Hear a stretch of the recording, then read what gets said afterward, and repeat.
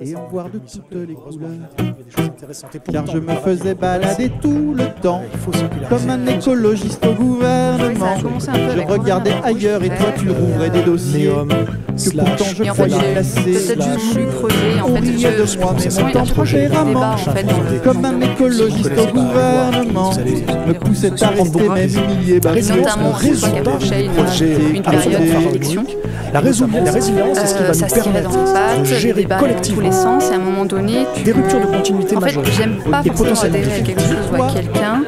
Et ça, c'est ce qui va nous donner une chance. Et éventuellement, si Mais je c'est ne quoi pas comme à chaque le discours fois ou l'information, tu m'appelles je préfère ne pas vraiment y adhérer. Il y a des faut-il que je paye de la que j'apprécie pas, je me dis pour que faire semblant d'y croire. Deux Moi, la négligeable quantité, Non mais c'est je ferais juste le faire valoir. Je ne te croyais pas, mais je faisais semblant. et Comme un partant de là, écologiste au gouvernement. quand il y a quelque chose Bien qui que j'ai t'intéresse conscience d'être vraiment, mené en pense, bateau, l'état capacité de vivant, il y a sur la photo. Entre nous, le climat se déréglait vraiment. produit Mais tu me répétais, on est en marche maintenant. Je voulais me calmer, mais j'entendais beaucoup trop fort. Nadège Perrino-Chinchin, bonjour. Bonjour. Jean-Christophe Anna, bonjour. Bonjour. Bienvenue à tous les deux donc, dans la fête des possibles. La fête des possibles qui est portée donc, localement autour de Saint-Étienne par le CTC 42.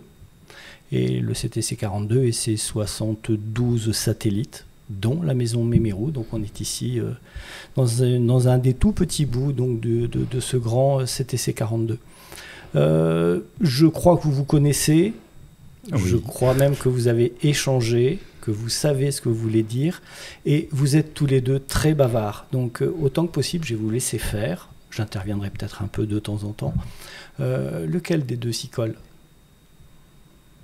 Ben Jean-Christophe, tu as fait un long voyage. Merci. Et je m'y colle sur quoi exactement? Alors qui est Jean-Christophe quand même ? Waouh. Un petit peu. Ah oui, d'accord. Je pensais qu'on avait toute l'émission pour parler de ça, mais très bien. Bah, écoute, moi je suis le cofondateur de l'Archipel du Vivant, qui est une ONG que nous avons créée il y a 3 ans maintenant, et qui a l'ambition de proposer, ou de favoriser plutôt l'émergence d'une société nouvelle, qui soit à la fois respectueuse du vivant, libérée de tout rapport de domination et réellement démocratique. Tout un programme. Et accessoirement, l'Archipel du Vivant, c'est aussi un site web qui est un portail qui ouvre sur le monde alternatif. Donc on a essayé d'agréger, de réunir au même endroit l'ensemble des informations et de les rendre accessibles au plus grand nombre pour à la fois comprendre les enjeux, la gravité de la situation écologique actuelle, mais aussi découvrir les mouvements les plus inspirants. Et puis, du coup, effectivement, toucher du doigt ce monde alternatif avec différentes possibilités d'entrée sur le site en fonction de son niveau d'éveil et d'intérêt pour ces questions. Ça pèse combien de monde en 3 ans ? L'Archipel du Vivant ? Oui. Alors ça pèse, ça dépend comment on l'envisage. L'équipe opérationnelle est très restreinte. Aujourd'hui, on est en train justement depuis quelques jours de chercher une voire deux personnes pour booster un petit peu la communication du projet et embrayer enfin pour que je me sente moins seul aussi à porter ce beau et magnifique projet. On a eu plusieurs histoires de constitution d'équipe, on a essayé, et puis évidemment l'associatif c'est aussi tributaire du bénévolat, c'est tributaire de reprises d'activité, d'accidents de parcours, de personnes qui se sont retrouvées en éco-anxiété également. Donc on a dû composer avec tout ça. Donc aujourd'hui on a une équipe restreinte mais qui est amenée donc à augmenter, on va dire à 4-5 personnes, mais à temps plein, c'est plutôt 2,5. Et puis un archipel de contributrices, contributeurs, ambassadrices, ambassadeurs, qui sont des personnes qui soit nous représentent sur le terrain lors d'événements, qui peuvent porter notre badge, mais également des personnes qui contribuent à tout le contenu qui se trouve sur ce site. Donc il y a des personnes qui écrivent les fiches pédagogiques, les kits pratiques. Là, on a actuellement 3 freelances qui fournissent un petit peu le site. Et puis nous avons aussi des personnes qui alimentent, comme Nadège, l'une des rubriques du site qui porte le nom d'Expression Libre, qui est une forme de blog un petit peu collectif, où tout un chacun, toute un chacune peut partager un coup de cœur, un coup de gueule, raconter son déclic, partager un témoignage, une anecdote et évidemment une vision sur le monde d'aujourd'hui et le monde de demain. Nadège, c'est quoi ton histoire, toi ? Une histoire toute bête d'une personne qui a grandi dans ce monde avec des gens qui ont essayé de lui apprendre à réfléchir et puis qui, à un moment donné, s'est dit, à travers ma petite expérience et un petit problème de santé, que j'avais le temps, enfin, de regarder le monde et d'essayer de le comprendre. Parce que quand on est pris dans une frénésie, qu'on est maman et que tout, on n'a pas vraiment le temps. Et que cet accident de parcours m'a permis de me poser et justement de regarder... beaucoup de conférences, de lire beaucoup. Alors c'était très intellectuel, on va dire, puisque je ne pouvais pas me déplacer forcément à ce moment-là. Et du coup, comment j'en suis arrivée à faire quelque chose de ça, en fait, parce que quand on engrange énormément d'informations, je suis passée par une phase où en fait j'étais l'oiseau noir. J'étais la personne qui annonçait justement le pire, et j'ai fait peur à beaucoup, j'ai fait peur à ma famille. Vous avez ça en commun, toi. Oui, tout à fait. Ouais. Vous avez vraiment ça en commun, ouais. Je pense que certaines personnes pas loin peuvent... je ne parlais que de ça. Je savais pas, j'avais cette urgence en fait de dire mon Dieu, il arrive un truc, on s'en rend pas compte. Et tu vas chercher le bon Dieu dans ces cas-là. Ah oui, alors par contre je dis tout le temps mon Dieu. D'accord, ok. Voilà, c'est mon côté mystique, je ne suis pas croyante, mais ce sont des tares de langage. Je dis Roussel. Voilà, c'est ça, on a chacun son truc. Et le Dieu, tu mets qui tu veux derrière, après c'est très intime. Donc voilà, et j'ai du coup eu l'occasion d'intégrer Adaptation Radicale francophone à ce moment-là, à travers laquelle j'ai rencontré Jean-Christophe. Et du coup, après, j'ai intégré un moment l'équipe Cœur de l'archipel du vivant pour ensuite prendre un peu de recul et puis m'occuper un peu de ma famille tout en continuant à œuvrer ça et là. Voilà. Mais il y a quand même un terrain familial quand tu dis que ces questions t'étaient posées jeune. C'est un terrain politique. Oui, d'accord. Il y a quand même, ça vient de quelque part. Oui, j'ai été élevée par une famille très politisée. Voilà. C'est pas ton cas, Jean-Christophe? Ah si, très politisé, mais pas du bon côté. Si tant est qu'il y a un bon côté. Aujourd'hui, puisque moi je suis découvert anarchiste aussi sur le tard, donc aujourd'hui je vois encore un peu plus la rivalité et on va dire le clivage droite-gauche avec des yeux radicalement différents que par le passé. Mais oui, moi je suis issu d'un milieu bourgeois, de droite, strasbourgeois. Donc nécessairement, je partais pas forcément avec les meilleurs atouts pour me trouver là où je suis aujourd'hui. Et c'est ce qui est intéressant également en termes de trajectoire, parce que ce que j'ai pas dit tout à l'heure, effectivement, c'est que j'ai aussi connu une bascule assez radicale et assez rapide, puisqu'en 2 ans, j'ai opéré un certain nombre de changements dans ma vie. Alors ça remonte à il y a déjà 6 ans, suite à un burn-out, et où j'ai commencé par les petits gestes, ce que l'on qualifie comme tel, non pas pour... penser changer le monde avec ces petits gestes, parce que c'est pas chaque individu, même si tous les individus le faisaient, évidemment, ça aurait un impact, mais en tout cas, c'était plus pour me regarder dans une glace et être aligné avec ce que j'avais compris de la situation, avec mes valeurs, et où j'ai pu exprimer à fond ma radicalité. C'est-à-dire que le fait d'être authentique, d'être quelqu'un qui ne fait pas les choses à moitié, là réellement, quand j'ai commencé à enclencher le premier geste, chaque geste en appelait un autre. Et ainsi, j'ai commencé, alors c'est toujours marrant parce que je me dis que j'ai fait du chemin depuis, mais le tout premier geste, ça a été de passer moins de temps sous la douche le matin. Voilà. Bon, je sais pas pourquoi. C'est marrant parce que c'était en début 2017 et moi j'ai jamais été un fan des résolutions de début d'année, mais là j'ai commencé comme ça. Voilà. Moi j'adorais prendre 15 minutes de douche chaude chaque matin. Alors je suis encore à la douche chaude, sauf quand il fait très chaud l'été, mais je suis passé de 15 minutes à 5 minutes par jour, puis aujourd'hui c'est 5 minutes tous les 3 jours et tout se passe bien. Et puis il y a eu... pas en couple aussi? Comment? Peut-être pas en couple. Mais j'étais encore en couple quand j'ai fait ces changements. Ouais, non, mais en tout cas, il y a eu plein de petits changements, plus ou moins gros, puisque je suis devenu vegan, antispéciste également.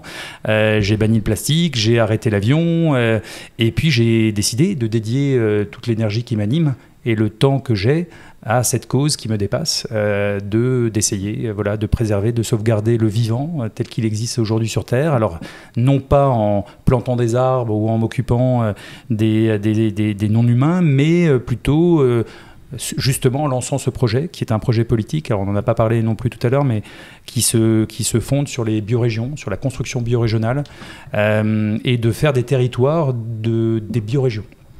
Donc la biorégion, si je peux en parler rapidement, hein, c'est un concept nord-américain. Le biorégionalisme, c'est un courant éco-anarchiste des années 70 qui propose d'appréhender le territoire en fonction du vivant qu'il héberge.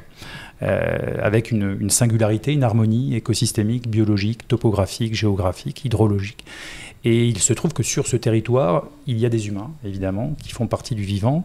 Et comment on peut refaire société en respectant le vivant et refaire société sur des territoires donc beaucoup plus courts, beaucoup plus petits. Hein, puisque moi, je suis convaincu aujourd'hui que l'effondrement est bien avancé, que nous allons vivre, nous le vivons déjà, une descente énergétique et matérielle, et que nécessairement, on va vivre une contraction de l'espace-temps et que les choses vont se jouer sans doute sur des périmètres plus petits, et tant mieux, parce que ces périmètres sont aussi les seuls sur lesquels on peut réellement toucher du doigt la véritable démocratie, ce qui n'est pas le cas quand on est plus de 65 millions de personnes dans un État-nation comme la France.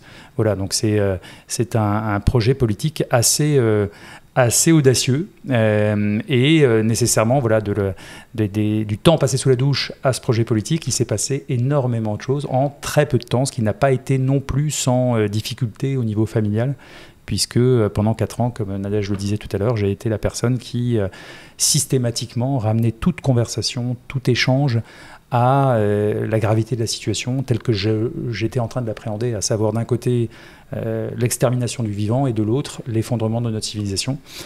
On pourrait rajouter la non-démocratie et les rapports de domination, qui sont les 4 enjeux, à mon sens, aujourd'hui, et qui sont les 4 enjeux auxquels la construction biorégionale répond tout particulièrement. Voilà.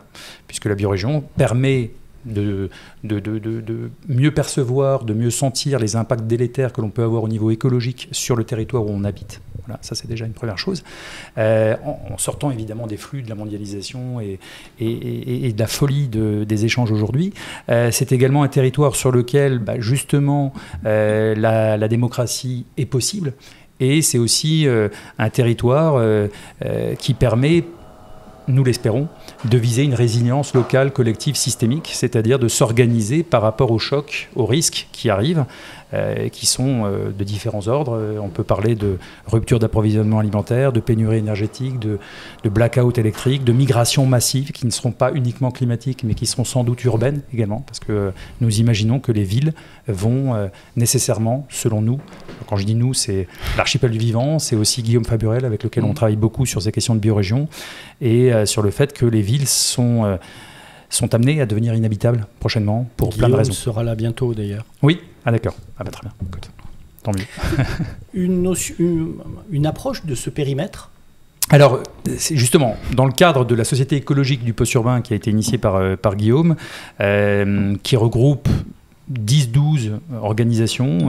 Dedans, vous avez à la fois le mouvement Colibri, Relier, Terre de Liens, Alem, donc un certain nombre d'acteurs. Et l'Archipel du Vivant est l'une des organisations les plus engagées dans cette dynamique et dans cette réflexion. Il y a 4 piliers dans la Société écologique du post-urbain. Le premier, c'est, Guillaume en parlerait encore mieux que moi, évidemment, c'est la désurbanisation, la démétropolisation des imaginaires. C'est comment on décolonise un petit peu notre façon de penser. On peut très bien vivre dans la ruralité tout en ayant exactement les mêmes attentes en termes de confort que quand on vit en ville, les mêmes attentes en termes d'offres culturelles également. Donc comment on imagine vivre différemment si on s'installe, et notamment certains néo-ruraux, ce n'est pas pour répéter exactement les mêmes dimension délétère de sa vie en ville. C'est un deuxième pilier qui est celui de réempaysanner les territoires, parce qu'on va en avoir diablement besoin demain, hein. Forcément, il y aura beaucoup plus de personnes qui mettront la main à la terre pour cultiver. Le troisième pilier, c'est justement la construction biorégionale, et le quatrième, c'est ne laisser personne à l'enfer du béton, sachant qu'on est préoccupé. Alors c'est sans doute l'enjeu le moins avancé aujourd'hui, mais voilà, soucieux de voir toutes ces populations que sont les sans-abri, que sont les personnes en situation de handicap, que sont les habitants des quartiers, des banlieues, peu importe comment on les appelle, qui sont déjà victimes aujourd'hui, qui vivent déjà dans l'enfer urbain sans avoir nécessairement de perspective ailleurs que cet enfer urbain, et qui demain risquent d'être encore plus la cible de potentiels dérapages ou du chaos qui pourrait émerger ici ou là. Et dans le cadre de cette société écologique du post-urbain, nous avons impulsé avec le réseau des territorialistes et l'Archipel du Vivant 2 séminaires l'an dernier sur les biorégions. Donc on a travaillé à plusieurs organisations et il en est sorti un appel qu'on a lancé l'été 2022 avec justement quelques repères. Donc ce sont des repères, rien n'a jamais été écrit à ce sujet-là, et donc l'ordre de grandeur que l'on donne aujourd'hui, c'est 30 km de diamètre, et c'est entre 15 et 25-30 000 personnes. Voilà, donc on est très très loin d'une ville, a fortiori d'une métropole. On est très loin d'un département aujourd'hui. Une biorégion n'épouse pas, justement, d'où l'essence même du terme biorégion, n'épouse absolument pas les délimitations arbitraires administratives humaines. Donc une biorégion pourrait se retrouver à cheval entre deux départements, à cheval entre deux régions, à cheval entre deux États-nations. Et l'idée un petit peu que le vœu que l'on a avec Guillaume, via notamment un MOOC que nous lançons en novembre prochain, c'est de donner l'impulsion, de donner envie à un maximum de personnes, d'habitantes et d'habitants de ces territoires, de s'emparer à nouveau, de retrouver, de recouvrer leur pleine et entière souveraineté, de se dire comment on refait société, comment on invente nos propres règles sur ce territoire donné, en faisant à côté du système actuel. Voilà. Donc on est vraiment dans une démarche politique de changement de système. J'imagine que les périmètres, en fonction de la géologie des terrains, est très variable. Dans les Cévennes, c'est pas tout à fait pareil qu'en Orne-Plaine. Voilà, complètement. Mais on a souhaité donner un ordre de grandeur, voilà, qui est aussi un ordre de grandeur sur lequel les déplacements dans la journée restent possibles, à vélo, à pied, éventuellement à cheval. Enfin voilà. Ce rayon réparti sur le territoire français, et avec ce niveau-là de densité, les 65 millions rentrent. Mais on n'a pas fait ce calcul comme ça. On n'a pas fait ce calcul comme ça. Guillaume parle souvent des pays. Alors je ne me souviens plus exactement s'il y en a près de 200, je crois, l'ancienne configuration du territoire français qui était découpé en pays, qui pourrait ressembler, mais il ne s'agira pas non plus de dire, bah voilà, ce pays-là est une biorégion. La biorégion, c'est réellement un changement philosophique de comment je considère que le territoire où j'habite est chez moi et jusqu'où c'est chez moi. Et à partir d'où c'est éventuellement plus chez moi. Et c'est quelque chose dont les délimitations peuvent ne pas être totalement étanches non plus et se mouvoir en fonction de peut-être des besoins économiques, des besoins de ressources, des besoins. Donc il y aura aussi évidemment l'idée, c'est de construire une confédération de biorégions avec plusieurs inspirations que peuvent être le municipalisme libertaire de Murray Bookchin, mais aussi ce qui se passe au Chiapas. Donc d'un côté, voilà, les deux inspirations aujourd'hui, c'est le Rojava en Syrie, c'est le Chiapas au Mexique, et ce serait d'impulser cette dynamique et de donner à voir ce que ça pourrait, à quoi ça pourrait ressembler, et évidemment après souhaiter qu'un maximum de personnes ici et sur l'ensemble des continents se disent voilà, il y a quelques fêlés en France qui ont tenté quelque chose, et après on parlera même plus, je l'espère, d'État-nation et donc de pays français, mais voilà, il se trouve que sur ce territoire qui est un peu révolutionnaire dans l'âme, même si on les a pas toujours bien réussi, les révolutions, il y a des personnes qui ont tenté autre chose. Et donc, comment ça pourrait faire des petits en Asie, en Afrique, en Amérique latine. Voilà. La dernière grande révolution, c'est la notion de propriété qu'on n'a pas réussi à abolir. Ouais. Et de facto, ça ne pouvait pas fonctionner. Mais c'est bien contre ça qu'on lutte encore aujourd'hui. Ouais. Et alors moi, je parle de révolution justement en disant qu'il y a de grandes révolutions que l'on cite souvent. La révolution agricole, la révolution industrielle, la révolution numérique, si tant est que ce soit une révolution. On oublie très souvent la révolution cognitive, qui est celle qui a permis à Homo sapiens de sortir d'Afrique et malheureusement d'écraser Néandertal et l'ensemble des autres populations d'hominidés, qui est une révolution qui a fait peut-être qui est à l'origine de la singularité, de l'une des singularités de l'espèce humaine, peut-être la seule en tout cas, c'est celle de croire en des choses qui n'existent pas, en des réalités imaginaires, en des croyances. Voilà, alors Harari, mais aussi, parce qu'Harari, il y a un côté un peu transhumaniste. À la fin, mais pas au début. Non, pas à la fin, pas au début, tu as raison. Au début, c'est plutôt bien. Après, exactement, Sapiens au début, c'est pas mal. Laurent Testo, dans Cataclysme, qui est l'équivalent un peu français, évoque également cette révolution cognitive. Et en tout cas, ce qui est intéressant, c'est de voir que justement, un animal non humain ne croit que en ce qu'il a vu. Voilà. Ce qui fait la force et la faiblesse de notre espèce, c'est d'être capable de croire en des choses que nous n'avons pas vues et qui peuvent permettre à des personnes d'échanger sur un même sujet parce qu'il y a une même sensibilité sur cette thématique-là, de croire qu'un État est un État, de croire qu'un billet de 20 € vaut 20 €, de croire sur...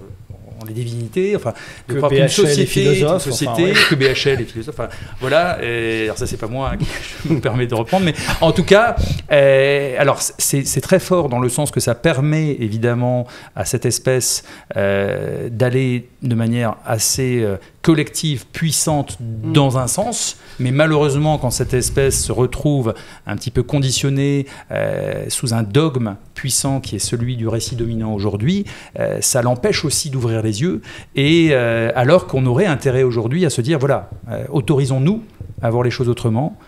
Nous avons aujourd'hui les moyens de tout réinventer. C'est peut-être même une opportunité extraordinaire de nous autoriser à penser différemment et à reconstruire une société différente. La fiction à laquelle on se met à croire, donc à des choses qui n'existent pas, ça a aussi un grand intérêt, c'est que ça permet de dépasser les 150 individus. Oui. Ce qui est complètement impossible autrement. Oui, tout à fait. Les gens se scindent et refont des cellules de 150. Oui. Et on est obligé de se mettre à croire à un esprit tutélaire pour brusquement accepter de s'agréger à des nombres beaucoup plus grands, ce qui permet l'agriculture, ce qui permet les cités, ce qui permet les armées, les administrations. Donc il y avait un intérêt technique à ça, mais un intérêt technique qui manifestement a des limites aujourd'hui, et on les atteint, et que c'était peut-être pas si bête en fait, 150 individus, on ne sait pas en fait. mais c'était la taille des tribus avant, oui, hein, mais bien sûr. C'est pas avant en fait. Ça existe toujours. Oui, alors ça existe bien sûr. Les peuples racines premiers. Bien sûr, ça existe encore. Bien sûr. Et ce qui est très amusant, c'est que dans ces peuples qui existent encore, le très haut du panier est tenu par le narrateur, par le conteur, celui qui raconte en fait à la tribu ce qu'elle doit savoir, ce qui est le personnage. C'est pas le plus grand guerrier, c'est pas le plus grand possédant, le sage, c'est pas celui qui a le plus de femmes, c'est celui qui raconte le mieux l'histoire. Tout à fait. Ouais. Et c'est comme ça ton idée. On se met à trouver une narration, parce que l'humanité a besoin de ça. Elle ne peut pas faire autrement que de croire en quelque chose. Et il faut juste lui dire, bon, on a cru à des choses, mais bon, ça ne fonctionne pas. Et maintenant, il faut quand même réécrire une narration. C'est là-dessus. Alors c'est peut-être l'un des sujets sur lesquels, avec Nadège, on souhaitait parler. Donc moi, j'ai peut-être passé un peu la parole. C'est quoi le récit pour toi, et comment tu le vois? Parce qu'on parle souvent de nouveaux récits. Et moi, j'ai un point de vue assez radical aussi sur le sujet. Alors, sur le terme de récit, déjà, on pourrait parler, parce que la question de croire en quelque chose, et c'est ce que vous avez abordé, c'est très intéressant parce que c'est très intime. On ne sait pas pourquoi on croit pas. D'ailleurs, quand j'ai commencé à parler d'effondrement de la civilisation, on m'a dit c'est une croyance. On m'a parlé de secte, on m'a parlé de tu dois donner des sous, il y a quelqu'un qui gagne quelque chose, que tu penses ça. Et en fait, quand on a un récit qui est différent du discours dominant, on est forcément le fou, la folle, on est l'empêcheur de tourner en rond.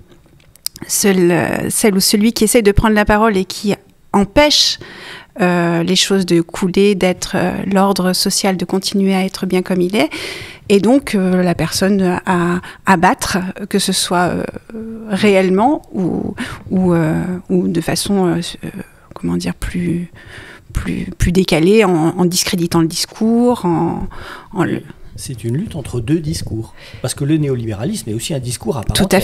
Tout à fait. Donc, la question, pour moi, c'est pour ça que dans ce que vous avez dit, je trouve très intéressant, j'aime beaucoup vous écouter, mais la question pour moi cruciale, c'est qui écrit le récit ?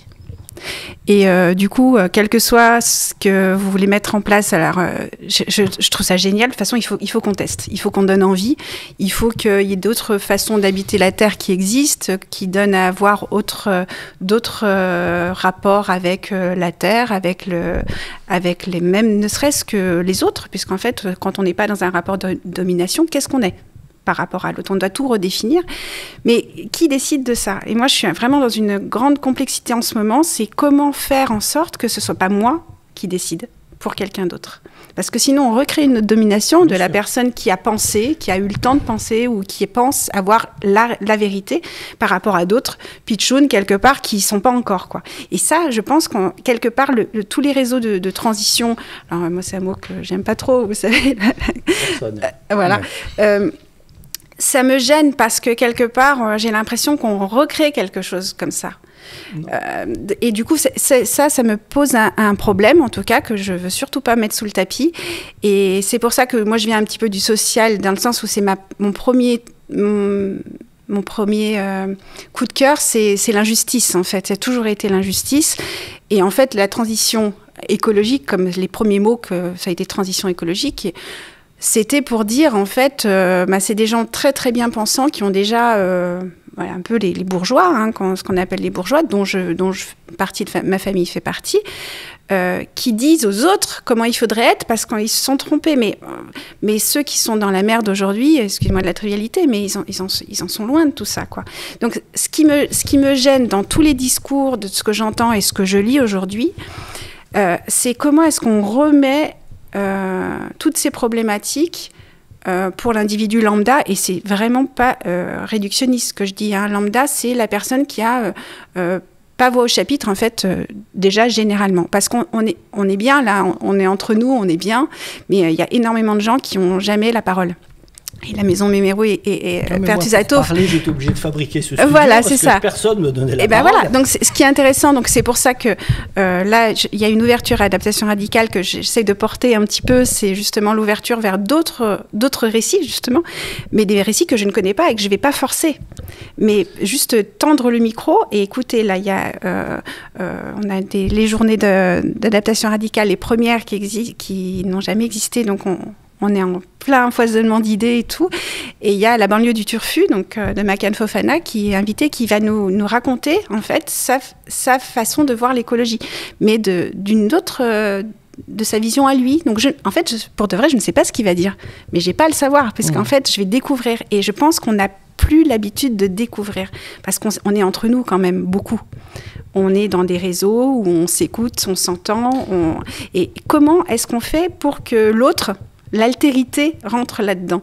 Et dans le système de biorégion, la première chose que je pense, c'est, en fait, on va forcément, ceux qui ne veulent pas rentrer dans la biorégion, mais qui sont déjà sur le territoire, on en fait quoi? Non, mais c'est tout ça. Et donc, je me dis, c'est une réflexion, j'ai pas de solution, mais c'est une réflexion, je pense qu'il ne faut jamais mettre de côté. Donc, voilà. Il y a quand même quelque chose de radicalement différent entre les anciennes fictions et celles qu'il faut écrire maintenant. Parce que l'humanité est vraiment dans une posture qu'elle ne connaît pas du tout. On n'a jamais inventé ça, depuis 70 000 ans, depuis nos premières fictions. Parce qu'une belle fiction qui nous amène à faire les croisades, on va être quelques milliers de morts, c'est pas très grave. Les pires qu'on a inventés, que ce soit Staline ou Mao ou Hitler, il y a 50, 60, 80 millions de morts, ça reste une blague. Ça dure ce que ça dure, quand ça s'arrête, on repart à autre chose. Et donc on a des fictions qui sont finalement pas si dangereuses que ça pour l'espèce. Là, le problème, c'est que le néolibéralisme est une fiction qui va arrêter le vivant sur la Terre. Et que ça, c'est totalement inédit. C'est la première fois qu'on a quelque chose dans notre crâne qui est en train de détruire la vie sur une planète.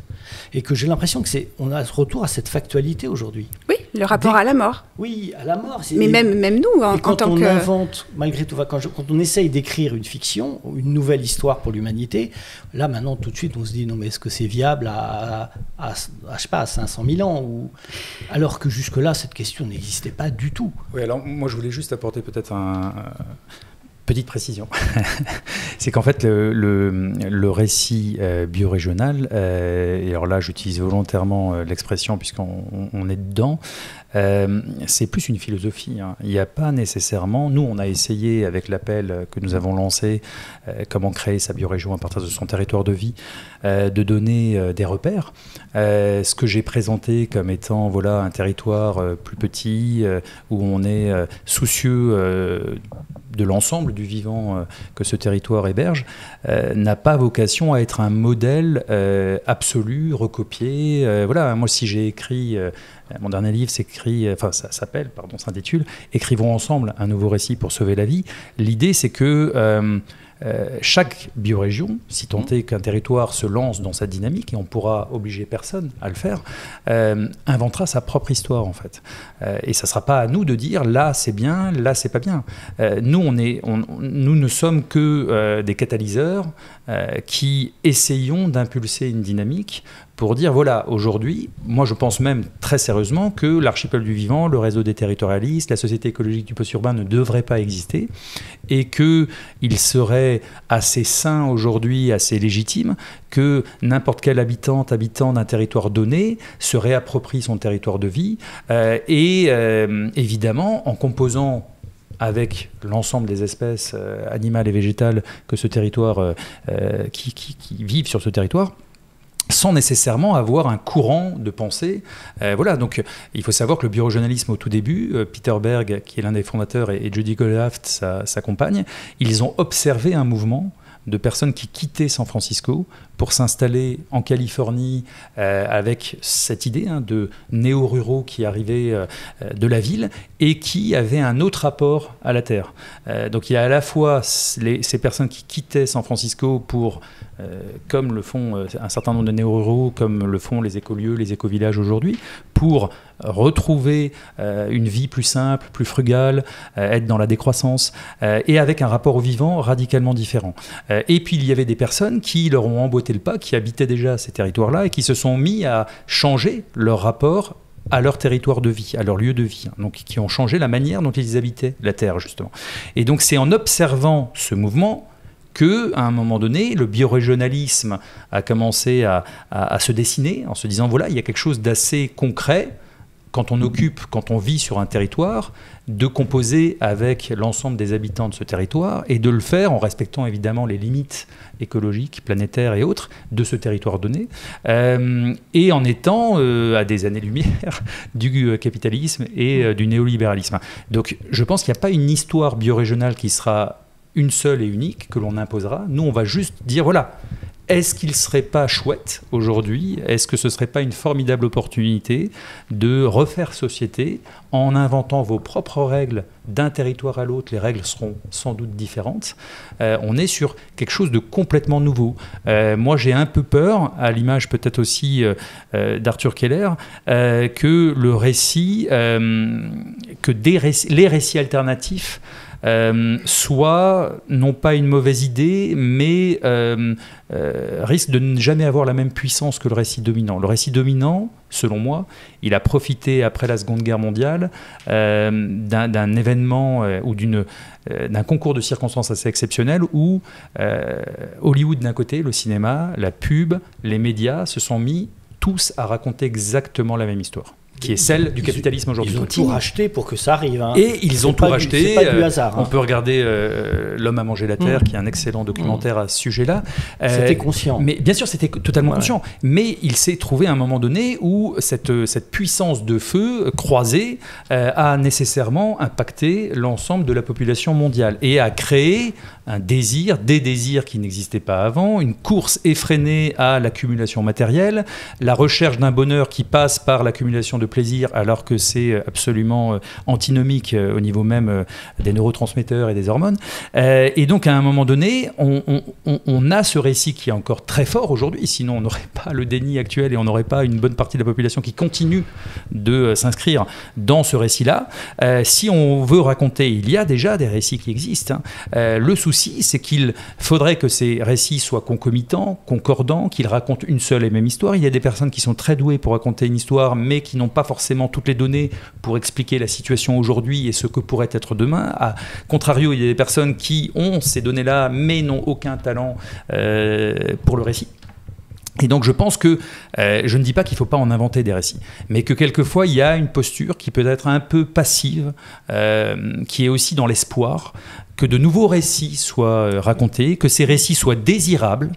Moi, j'ai un gros souci avec le mot « désirable », parce que ce qui est désirable pour Michel Marie, pour Nadège, pour moi, ne le sera peut-être jamais pour les personnes qui sont complètement dans le conditionnement sociétal actuel, qui pensent quelque part toucher du doigt le bonheur en vivant en ville de la manière dont ils vivent, en allant passer des vacances à l'autre bout du monde, en jouant au golf, en ayant évidemment tout le confort et tous les derniers gadgets, en parlant à leur maison ou aux différentes enceintes connectées pour piloter tout ce qu'ils pouvaient faire avec leurs mains il y a encore quelques mois. Donc il y a un moment donné, en fait, je pense que, oui, racontons de nouvelles choses, mais en même temps, et si nous les racontions en l'éprouvant, cette histoire, hein, c'est mon propos. C'est-à-dire que si à un moment donné, les personnes, plutôt que d'attendre un récit qui n'arrivera peut-être jamais, ou en tout cas une convergence de récits qui représenterait une véritable alternative, et si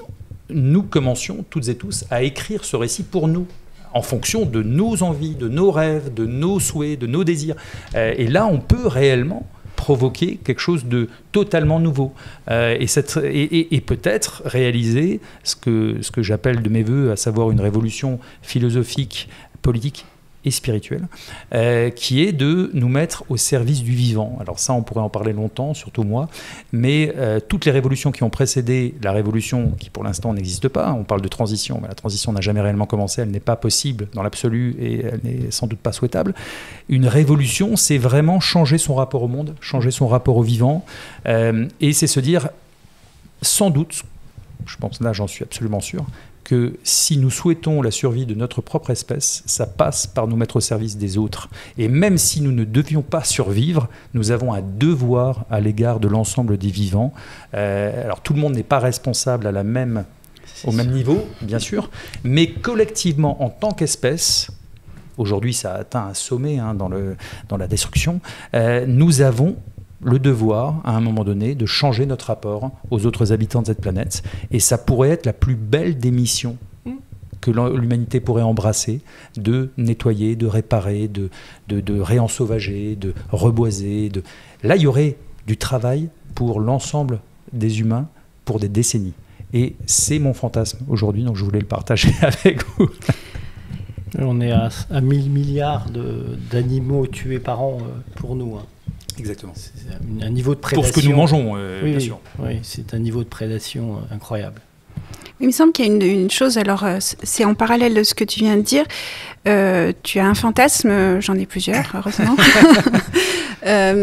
Mais j'ai une sorte d'amour pour la nuance que je n'avais pas du tout avant. Avant, j'étais soit pour, soit contre. J'étais tout à fait engagée dans un combat et forcément, je dénigrais l'autre. J'avais une posture extrêmement figée, en fait. Et je me rends compte qu'en vieillissant, déjà ce que je disais avant, je ne le pense pas toujours maintenant. Enfin, j'ai évolué.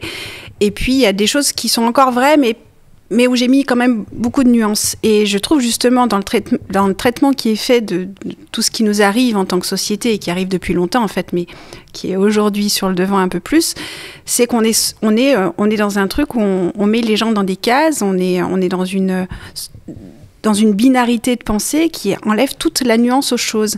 Et là, par exemple, tu dis on n'est pas tous égaux. Alors, en tant que personne blanche vivant en France, en n'étant pas parmi les plus pauvres de France, on fait partie des plus riches du monde. Hein. Donc, on a un impact, alors pas personnellement, mais dans notre mode de vie. Et du coup, il y a une sorte moi, là, aujourd'hui, d'où je parle, je suis nocive pour la planète de manière énorme par rapport à quelqu'un qui vit en Afrique et qui n'a pas du tout le même accès aux choses. On voit l'électricité de partout, on voit le matériel numérique. Donc, qui parle? C'est très difficile de s'engager en se disant, mais en fait, moi, je vais pas, justement, moi, je continue à manger de la viande, même si j'ai je suis incohérente, en fait. Je suis incohérente par rapport à des choses, je ne suis pas alignée sur... Et je dirais que maintenant, je dis, c'est pas grave parce que je fais quand même quelque chose. On demande aux gens de se positionner peut-être de manière trop radicale et ça devient, c'est très très angoissant. Parce que si tu dis t'es écolo, alors c'est le mot écolo qui venait en fait à l'époque. Maintenant, on a d'autres termes plus précis pour dire ce qu'on ressent et dans quoi on s'inscrit.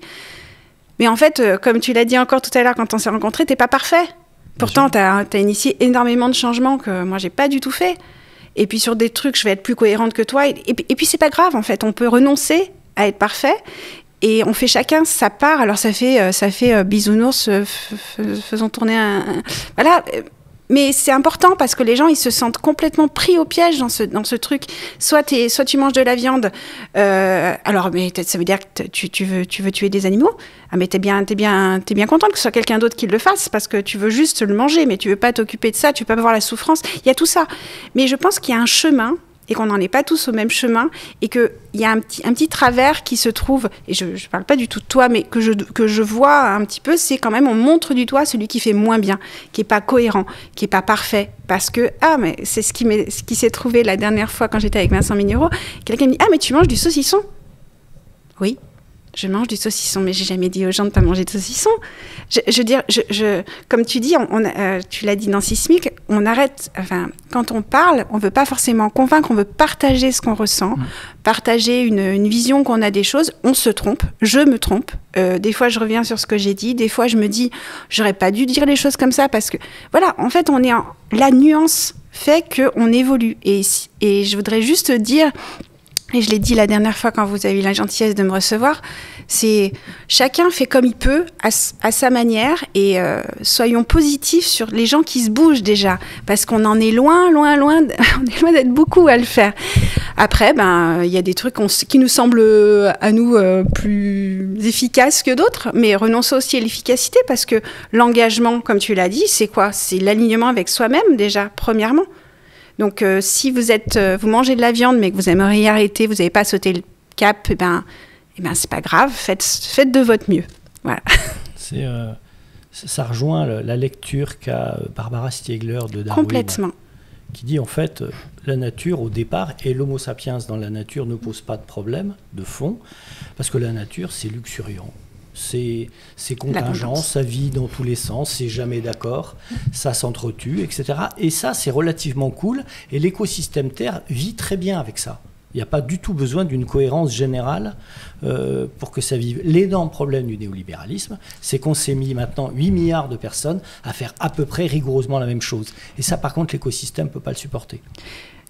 Ça, c'est que les gens très riches, parce qu'il y a quand même énormément de gens, notamment le... Oui, mais je me permets tout le temps parce que vraiment l'impact, quand on parle de la démographie, en Afrique, elle pose pas le même problème que la démographie. Donc, ce que je veux dire, c'est que à donner des sortes de critères de ce qu'il faudrait faire, on oublie la complexité des interactions qui ne sont pas du tout les mêmes en fonction de là où on est. Même les pays africains ont des administrations qui sont quand même inspirées des nôtres. Oui, mais complètement. Ça, c'est le modèle global. Le modèle global est quand même planétaire. Oui. Et ça l'écosystème, et Darwin dit on ne peut pas vivre comme ça. Mais c'est la raison pour laquelle on parle de civilisation thermo-industrielle. C'est que ce modèle aujourd'hui, et c'est ce qui fait la différence avec d'autres civilisations qui nous ont précédés, et où le concept même d'effondrement, quelquefois, est très anxiogène, parce qu'on a du mal à imaginer la totalité de cette civilisation s'effondrer parce qu'elle est à l'échelle de la planète aujourd'hui. Alors que par le passé, quand une civilisation s'effondrait, une autre émergeait ailleurs. Ça se faisait aussi sur la durée. Ça, on pourra reparler évidemment de la brutalité ou de du long déclin qui s'annonce devant nous. Ça, personne ne sait la forme que ça va prendre. Moi, je voulais revenir sur un point, peut-être Nadège, parce que je trouve qu'évidemment, et quelquefois je suis aussi justement repris par d'autres sur quand je dis nous, espèces humaines. Alors évidemment, je suis le premier à souhaiter justement la fin des rapports de domination, à être conscient de ces rapports de domination. Aujourd'hui, évidemment, et tu l'as cité en termes démographiques, je sais qu'en empreinte écologique, l'empreinte écologique d'un Français, alors a fortiori d'un Français riche, ce serait encore plus, mais d'un Français moyen équivaut à celle de 5 Chinois, je crois, et de 8 ou 9 Indiens, peu importe si ce n'est pas le chiffre exact. Et un Qatari, c'est x10. Et voilà, c'est x10, et puis on peut revenir évidemment au jour du dépassement, et pas tous les Qataris non plus, c'est toujours pareil.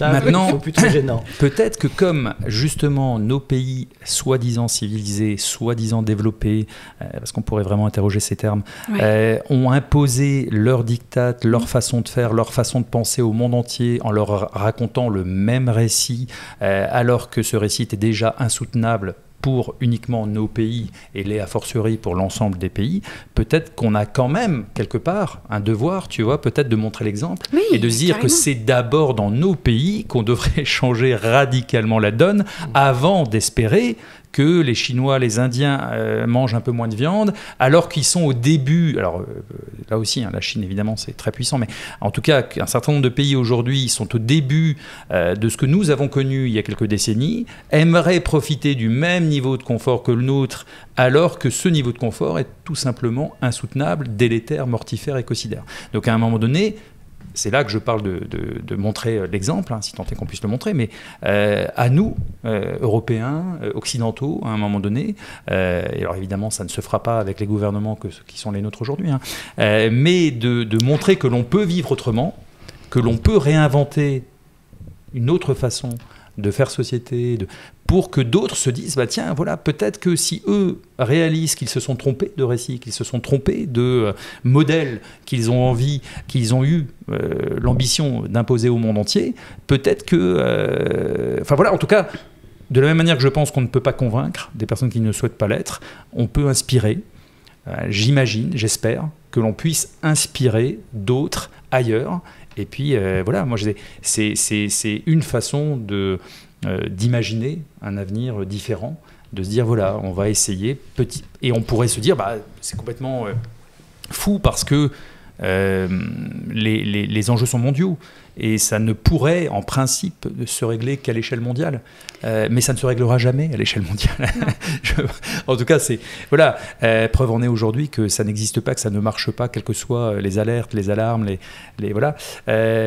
Donc, moi, je crois beaucoup à cette valeur d'exemple aujourd'hui, individuellement, collectivement. Et ce récit, voilà, essayons de l'écrire nous-mêmes.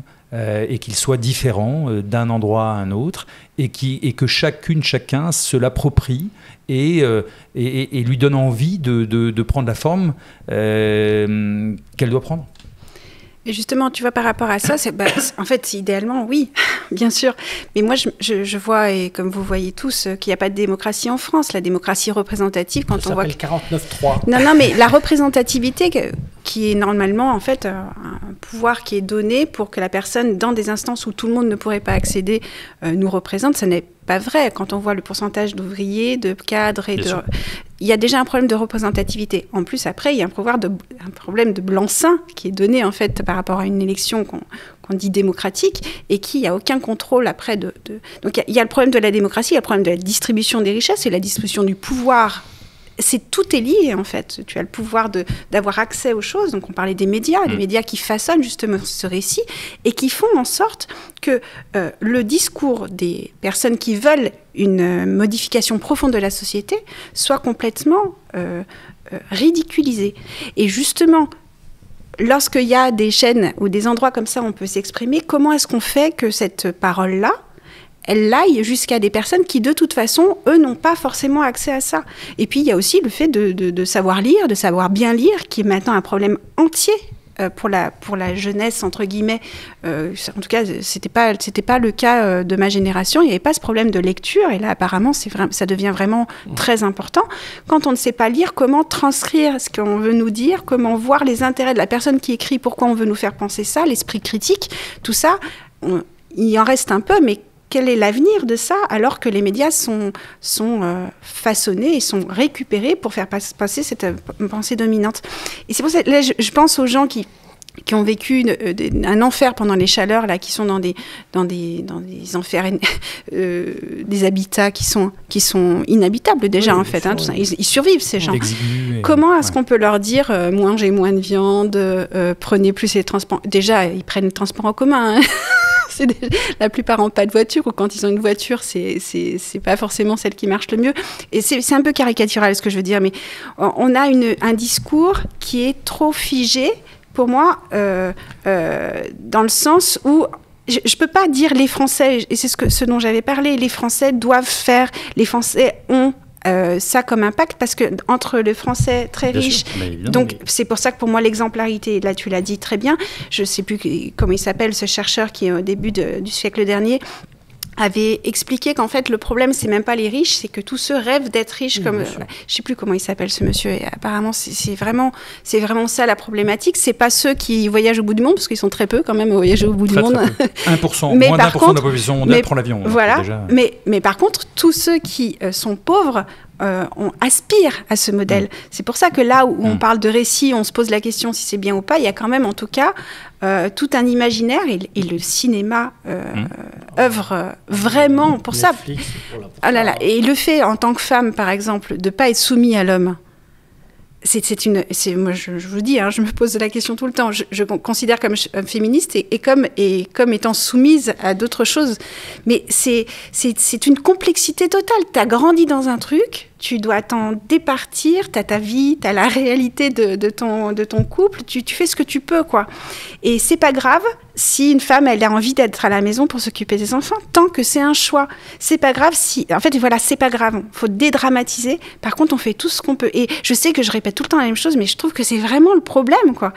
Quand on lit n'importe quoi, moi, j'adore lire, on a l'impression que on sait déjà tout ce qu'il faut faire, mais on n'y arrive pas. Il y a des gens qui ont le courage de le dire, ça. T'as Natacha Polony qui dit clairement, mon mari est un macho fini et j'adore être soumise, et c'est une très belle femme, hyper puissante. Qui tient quand même un média, et qui a tout à fait le courage. Oui, mais après, c'est pas parce qu'elle le dit qu'elle l'est, parce que... Non, mais apparemment, elle l'assume assez bien. Oui. Ça lui pose pas de souci d'avoir un mari macho. Je parlais plutôt vraiment de femmes qui ont 4-5 enfants et que... En fait, je parle toujours des petites gens que j'aime profondément parce que je pense qu'on parle pas assez d'eux. Et que du coup, après, le choix d'une personne... Et je dis pas que c'est facile d'être soumise quand on est bourgeois et qu'on a de l'argent et qu'on a... Je dis pas, mais c'est quand même autre chose quand t'as pas le choix. Bien entendu. Voilà. Après les populations que tu évoquais tout à l'heure, c'est, moi, ça n'a jamais été des populations à qui je pourrais imaginer jeter la pierre un jour. Les populations qui sont aujourd'hui justement celles que nous souhaiterions ne pas voir abandonnées à l'enfer du béton, comme je l'ai pu le dire tout à l'heure, ce sont justement des populations qui sont souvent bien plus écolos que celles et ceux qui roulent en Tesla en centre-ville et qui ont changé 15 fois de voiture en 20 ans. Quand même. Oui, bien sûr. Voilà, mais ça. Et sans savoir pourquoi elles le sont. Elles le sont par nécessité, en fait, et par les moyens financiers qui les empêchent aussi de consommer, de surconsommer, de partir à l'autre bout de la planète. Mais en fait, c'est pas cela. Moi, je pense réellement, c'est aussi l'un des partis pris qui nous anime à l'Archipel du Vivant, déjà de composer avec celles et ceux qui ont fait ce pas de côté dans les territoires, qui sont à l'origine ou qui vivent dans les différents écolieux, écovillages, qui ont lancé une épicerie solidaire, un café associatif, une monnaie locale, une coopérative, une école alternative. Et donc, de faire avec les personnes les plus éveillées, les plus engagées, et après, de donner envie aux autres de nous suivre dans cette aventure collective. Donc moi, je pense que les injonctions qui sont souvent données aux Françaises, aux Français, en plus, sont souvent des injonctions du capitalisme qui commencent à se verdir au passage aussi, et qui culpabilisent les consommateurs, alors que, évidemment, le problème est infinitésimal pris à l'échelle de chaque personne par rapport à ce que détruisent et aux dommages évidemment délétères du capitalisme au sens global, mais notamment des grandes multinationales et de l'industrie au sens global. Donc à un moment donné, c'est pas l'idée non plus, effectivement, de jeter la pierre à ces gens-là. Et c'est pas non plus faites ceci, faites cela. Moi je pense aujourd'hui qu'il y aurait tellement à faire, sauf que nous sommes dans un système qui ne souhaite absolument pas changer. Il n'a pas été conçu, il n'a pas été pensé, il ne fonctionne pas pour préserver le vivant, pour permettre l'épanouissement de tout un chacun. Il se nourrit de la surexploitation des ressources, de l'extermination du vivant, de l'aliénation des individus. Donc à un moment donné, moi, ce que je peux reprocher quelquefois, c'est peut-être le fait d'attendre trop d'un système, ce qu'il ne nous donnera pas, ce qu'il n'est pas prêt à nous donner. C'est là où je pense qu'essayer de construire ce monde en nous autorisant à le construire en parallèle, en faisant le pari que de toute manière le monde actuel, le système actuel est en train de se déliter, alors ça prendra le temps que ça prendra, mais en tout cas de faire émerger cette proposition réellement alternative en parallèle, c'est une démarche qui est plus enthousiasmante en tout cas que de continuer d'exiger des choses que l'on ne nous offrira pas parce que ce système n'en a pas envie. C'est pour ça qu'il est quand même super ce qui se passe pendant la période Covid. Là, je prends toujours l'exemple du quartier dans lequel j'habitais. Il s'est passé une entraide et une mobilisation pour une raison simple, les gens ont du temps. Oui, mais la temporalité libérale, toi tu dis j'étais malade et j'ai compris, ça m'a aidé. La maison Émérou est créée pendant le Covid. Et toi, à un moment donné aussi, tu te mets en rupture par rapport à un système, parce que dès que tu as du temps, mais réellement du temps, qu'est-ce que font les gens ? Ils font quelque chose. Et ils lisent, et ils se demandent, ils se rappellent quand ils étaient enfants, et plein de choses remontent. On organise le fait qu'ils n'en aient pas. Alors que quand effectivement on est au taquet H24, qu'il faut se lever à 5h30, s'occuper des gamins, les mettre à la crèche, après partir travailler à 2, se taper des tonnes de bouchons, les récupérer, et puis avec des prêts à payer, puis voilà, une espèce de temporalité qui fait qu'on se retrouve plus dans son intimité. Se dire qu'est-ce que j'aime, qu'est-ce que je suis. Après, il y a des personnes qui ont le temps ou qui auraient le loisir de l'avoir. Oui. Qui sont très très loin de se poser les questions que nous nous posons aujourd'hui. Oui, mais ça, c'est donc, une chance. On peut parler aussi, non, mais c'est une chance, clairement, à la fois de la puissance, effectivement, des médias, mais aussi de l'infobésité aujourd'hui, de la vidéo omniprésente, du fait du zapping absolu. Et on est obligé aujourd'hui, alors on a des choix qui sont limités entre déclencher telle vidéo ou regarder telle, mais peu de gens aujourd'hui justement reprennent possession de leur temps, et là je parle des personnes qui peuvent se le permettre, hein, pas des personnes qui courent après et qui n'arrivent pas à finir le mois. Et si on arrivait déjà à permettre à ces personnes ou à déclencher quelque chose qui les invite à aller creuser un peu plus loin que BFM, CNews, les chaînes de désinformation, TikTok et les flux permanents sur les médias sociaux, ça changerait beaucoup de choses. Mais ces personnes-là ont l'impression de n'avoir jamais eu aussi peu de temps, alors qu'elles ont des outils qui, en principe, sont censés leur en donner énormément. Donc on est aussi dans cette folie aujourd'hui de la course à la recherche de temps disponible, on parle de temps de cerveau disponible, c'est quand même ahurissant. Et je pense que c'est aussi à nous, malgré l'urgence, parce que ça c'est assez intéressant, moi je suis animé par une urgence aujourd'hui, et en même temps j'ai jamais pris autant le temps d'échanger comme je le fais avec grand plaisir aujourd'hui avec vous deux, de rencontrer de nouvelles personnes, de prendre le temps de me respecter, de veiller à mon écologie intérieure aussi. Donc il y a aussi la temporalité, ça dépend de chacun. Qu'est-ce qu'on en fait de ce temps, comment on l'alloue. Évidemment, une maladie, une période Covid, peut vous permettre de dégager du temps, mais je pense que ça suffirait pas pour certaines autres personnes. Donc c'est aussi, encore une fois, au niveau du conditionnement, au niveau de l'endoctrinement, comment on sort de ce technococon, comme le dit si bien Alain Damasio, comment on sort de la matrice, comment on s'autorise à un moment donné, aller chercher de l'information ailleurs que celle qui est accessible facilement, via son smartphone, via tous ces écrans connectés. Ouais, avoir du temps, c'est bien, mais j'ai l'impression que c'est exploité alors par toi, comme tu l'expliques, parce que tu as quand même une sorte d'intériorité qui est à toi, un monde qui t'est propre, quelque chose qui t'appartient, et que dans l'urgence, évidemment, il disparaît. On a tous connu ces moments de la vie où, de toute façon, on est au taquet, on ne va pas bouger. N'empêche que c'est là, c'est derrière, ça a peut-être été construit dans l'enfance. Et que si brusquement ça se calme et qu'on a le temps, ça revient, ça remonte à la surface. Ah oui, mais moi je dis depuis toujours, j'avais pas la télé chez moi où on l'avait de manière vraiment anecdotique. Ça change la vie. On n'a pas la télé à la maison, nos amis n'ont pas la télé. En fait, ça change la répartition du temps dans la famille de tous les jours, le quotidien. Et ça change la donne, en fait. Ton propre imaginaire. Oui. Alors, je dis pas, moi, mes gamins, dès qu'ils peuvent, ils sont sur les écrans, c'est ce que je disais. Et les écrans ont remplacé un peu la télé aujourd'hui, bon. Oui, mais comme on limite... Il y a quand même tout un temps où il n'y a pas ça. Et en plus, regarder un film en famille, c'est pas la même chose que regarder la télé. Bien entendu. Parce qu'il y a un choix de fait, etc. Alors moi, j'adore les séries, même Netflix. Moi, j'ai tous les travers, en fait. Je suis tout sauf parfaite. J'essaie juste d'y réfléchir et d'agir pour certaines choses sur lesquelles je peux. Mais ce que je veux dire, c'est que la façon dont on va appréhender ce temps-là qui est disponible, moi, c'est une question que m'avait posé mon mari. Il me dit, mais attends, mais si tu gagnes du temps, là, si tu passes à temps partiel ou quoi que ce soit, qu'est-ce que tu vas en faire? Et c'est la vraie question, en fait. Qu'est-ce que faire de son temps?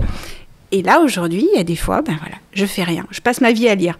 J'ai lu quoi? Puis des fois, c'est vrai, des fois, je regarde des conférences pour la 2e ou 3e fois parce qu'il y a des trucs que j'ai pas compris. J'ai ce temps-là. C'est formidable. Je pourrais le passer à autre chose. Je pourrais faire plus à manger, plus de ménage. Après, on choisit. Mais on ne fait pas un vrai choix. Le choix, comme tu le dis, il a été ancré en nous. Il y a des possibilités qui nous ont été offertes on se sent légitime à faire certains choix ou non, et ça, on n'a pas forcément accès à ça. On fait partie de personnes qui ont grandi justement, des fois sans la télé, des fois en ayant accès aux bibliothèques. Ça, c'est un truc formidable. Formidable. Le livre, parce qu'en plus le livre, ça peut être la BD, ça peut être un livre d'épanouissement intellectuel, même s'il y a plein de choses auxquelles j'ai pas accès, je peux y avoir accès. Il y a une sorte d'action d'aller, alors que l'image s'impose à nos imaginaires. Là, mais même, je parlais de livres un petit peu érotiques, tout ça, tout ce qui est de la pensée de ce que c'est que le désir, le plaisir pour les femmes et les hommes d'aujourd'hui, qui est quand même une grande problématique, parce qu'elle concerne absolument tout le monde, même si ceux qui n'ont pas de désir, ils ont cette question qui peut se poser. Ben, c'est tout conditionné par savoir qui on a le droit d'aimer, qui c'est bien d'aimer, comment est-ce qu'on est conditionné à ce qui est beau, ce qui est pas beau, les personnes qui sont aimables et ceux qui ne le sont pas. Le traumatisme de l'adolescence est de pire en pire avec les réseaux sociaux. Pourquoi ? Parce qu'en fait, les personnes sont sans cesse renvoyées à leur image, alors que c'est ce qui est le plus dur quand on est dans cette période-là. Et du coup, voilà, je pense que vraiment, le livre permet le développement du désir, de l'érotisme, de l'imaginaire. C'est pour ça qu'il y a une polémique là sur des livres qui sont pour les adolescents et qui parlent de sexualité, alors pas du tout de pornographie, mais d'érotisme, et qu'on ne veut pas leur mettre dans les mains, mais par contre, pas de problème, va sur Pornhub ou quoi que ce soit, il n'y a pas de problème. Donc il y a une sorte d'hypocrisie, et moi je suis pour que l'imaginaire soit, comment dire, soit foisonnant en fait. Il y a tellement de choses, il y a de la place pour tout le monde, pour tous les imaginaires, pour toutes les bizarreries, tant qu'on respecte tout le monde. Et ça, on peut le trouver dans les livres, sans faire souffrir personne. Non mais c'est vrai, et c'est pour ça que pourquoi est-ce qu'on parle pas de sexualité à l'école de cette façon-là, faisant-leur lire, alors ça ferait un scandale, je vous dis même pas, mais ça pourrait être intéressant. Pourquoi ? Parce que tout simplement le système est encore une fois, dans une logique de conditionnement et de répétition d'un modèle où il ne faut surtout pas penser autrement que le modèle imposé. Donc moi je pense que voilà, souvent quand j'échange avec mon fils qui a 17 ans et je lui dis ah oui mais ce serait tellement bien si c'était comme ça, il me dit mais papa, tu es le premier à dire que ce système est comme il est, donc ça ne peut pas être autrement dans ce système-là. Et ça commence par l'école. Il y a un conditionnement qui est incroyable. L'école et son histoire, l'école elle a été créée pour faire des bons petits soldats dans un premier temps, la discipline. En Allemagne, avant la France, quand l'Allemagne avait perdu, enfin la Prusse avait perdu contre la France, puis après 70, la France perd face à l'Allemagne, et donc là, c'est maintenant, tiens, on n'a pas été suffisamment discipliné, et puis c'était la révolution industrielle qui battait son plein, et donc nécessairement il fallait aussi de bons petits ouvriers dans les usines, et aujourd'hui ce sont de bons petits consommateurs, et des personnes qui sont dociles, et on l'a vu formidablement, même si on n'est pas obligé d'ouvrir la parenthèse, lors du Covid. Donc il y a un moment donné, en fait, il y a tout ce conditionnement. Moi je suis intéressé aussi par le temps, et comme tu l'évoquais tout à l'heure, la question de ton conjoint qui disait mais qu'est-ce que tu vas faire de ce temps, c'est assez extraordinaire ce qu'on voit aujourd'hui, et on le voit notamment chez les jeunes qui ont toujours peur de s'ennuyer aussi, qui ont peur de savoir comment ils vont occuper leur temps, mais en fait le temps peut s'occuper de mille et une façons, il peut ne pas s'occuper du tout aussi.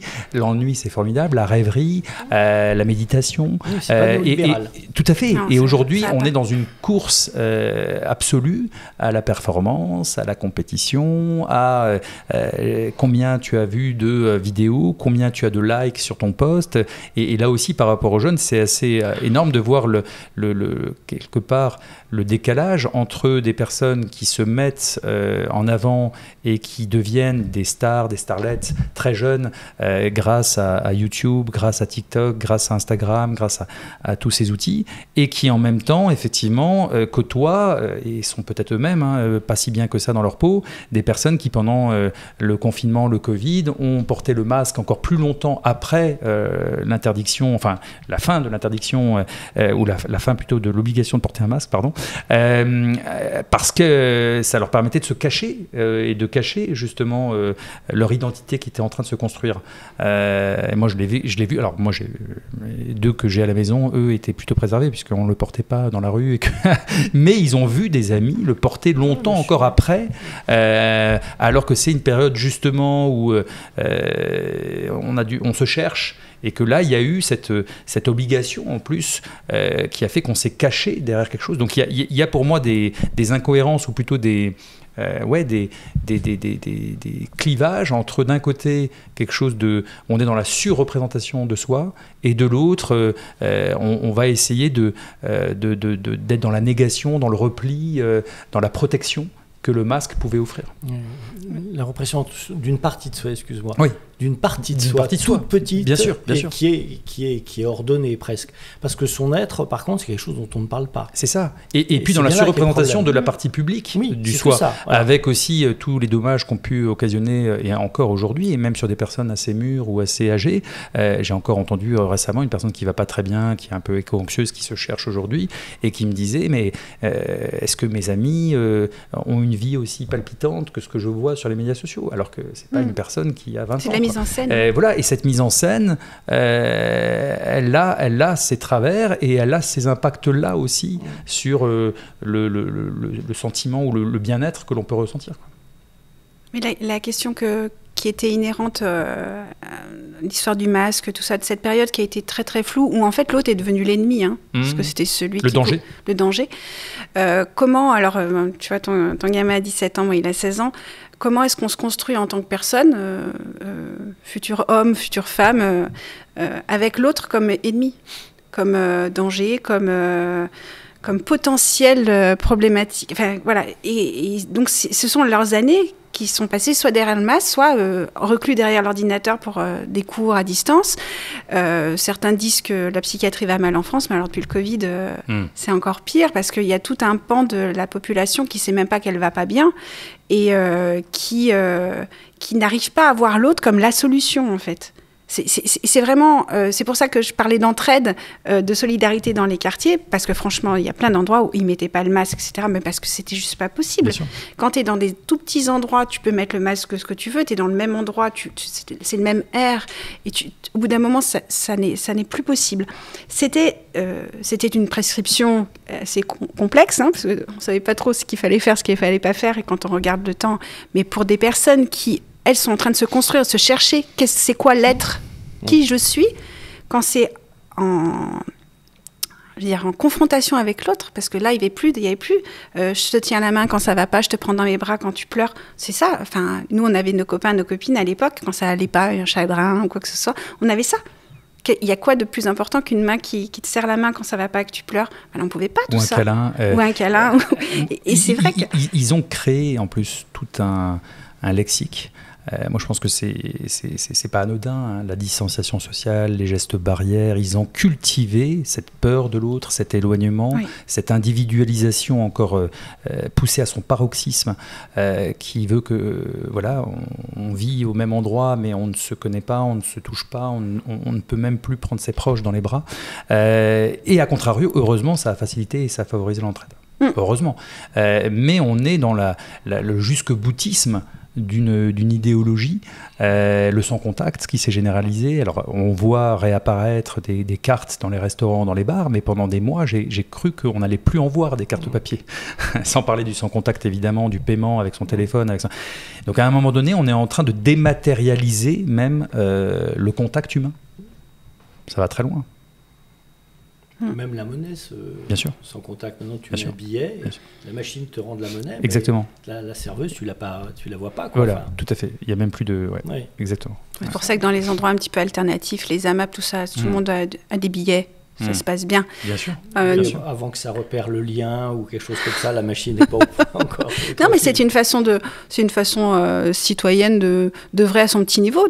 Nous, avec mon mari, on retire des sous, puis on va faire le marché, et on n'a que du liquide. Et après, quand ce sont des monnaies locales, tu peux encore plus favoriser l'économie d'un territoire.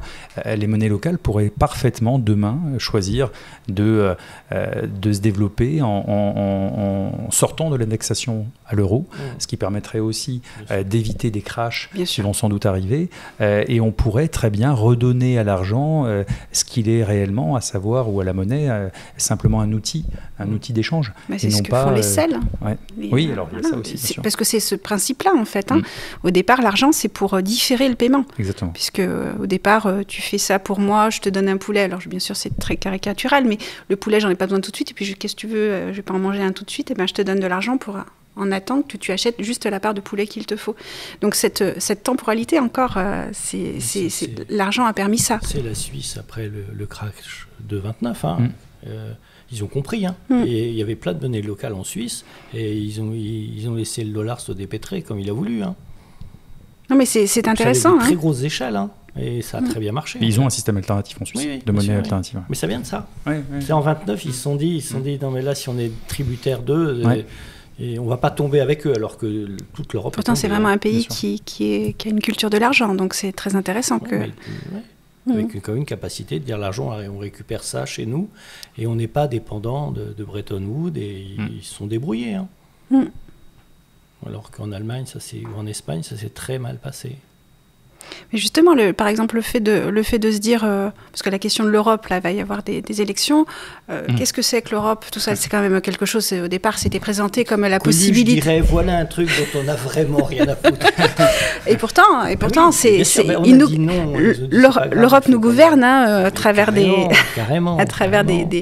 choses où, là, on peut pas dire qu'on est en démocratie, dans la mesure où il y a des lois qui sont supranationales, donc on n'a pas voix au chapitre, et les personnes qui sont élues, elles sont tellement loin de nous, on ne sait pas ce qui s'y passe, il y a des lobbies qui sont présents, qui font la pluie et le beau temps. C'est pour ça que quand je dis on n'est pas en démocratie, qu'il y en a qui me disent « Oh Nadège, quand même, on n'est pas en dictature ».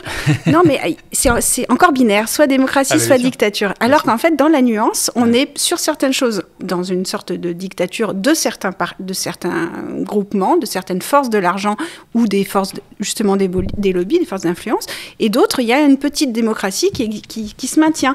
Moi, je suis pour le tirage au sort, par exemple. Oui. Vraiment, alors qu'avant, je me disais, mais c'est n'importe quoi, tu tombes sur quelqu'un qui connaît rien à rien, qu'est-ce qu'il va voter? En quoi, aujourd'hui, les gens qui votent pour nous connaissent ce dont ils... Non, mais on sait pas. C'est Montesquieu qui disait que le vote relève de l'aristocratie, on dirait oligarchie aujourd'hui, quand le tirage au sort relève réellement de la démocratie. Donc la démocratie, ça n'est pas le vote, ça n'est pas l'élection, contrairement à ce qu'on nous a voulu nous faire croire. Il y a un excellent documentaire qui s'appelle Démocratie, avec un S entre parenthèses de Datagueule. Il y a d'ailleurs même une petite vidéo qui doit durer 10 minutes, où ils expliquent même l'origine un petit peu de la démocratie et comment dans les grandes républiques d'aujourd'hui, qui ne sont absolument pas des grandes démocraties, le mot démocratie était tabou.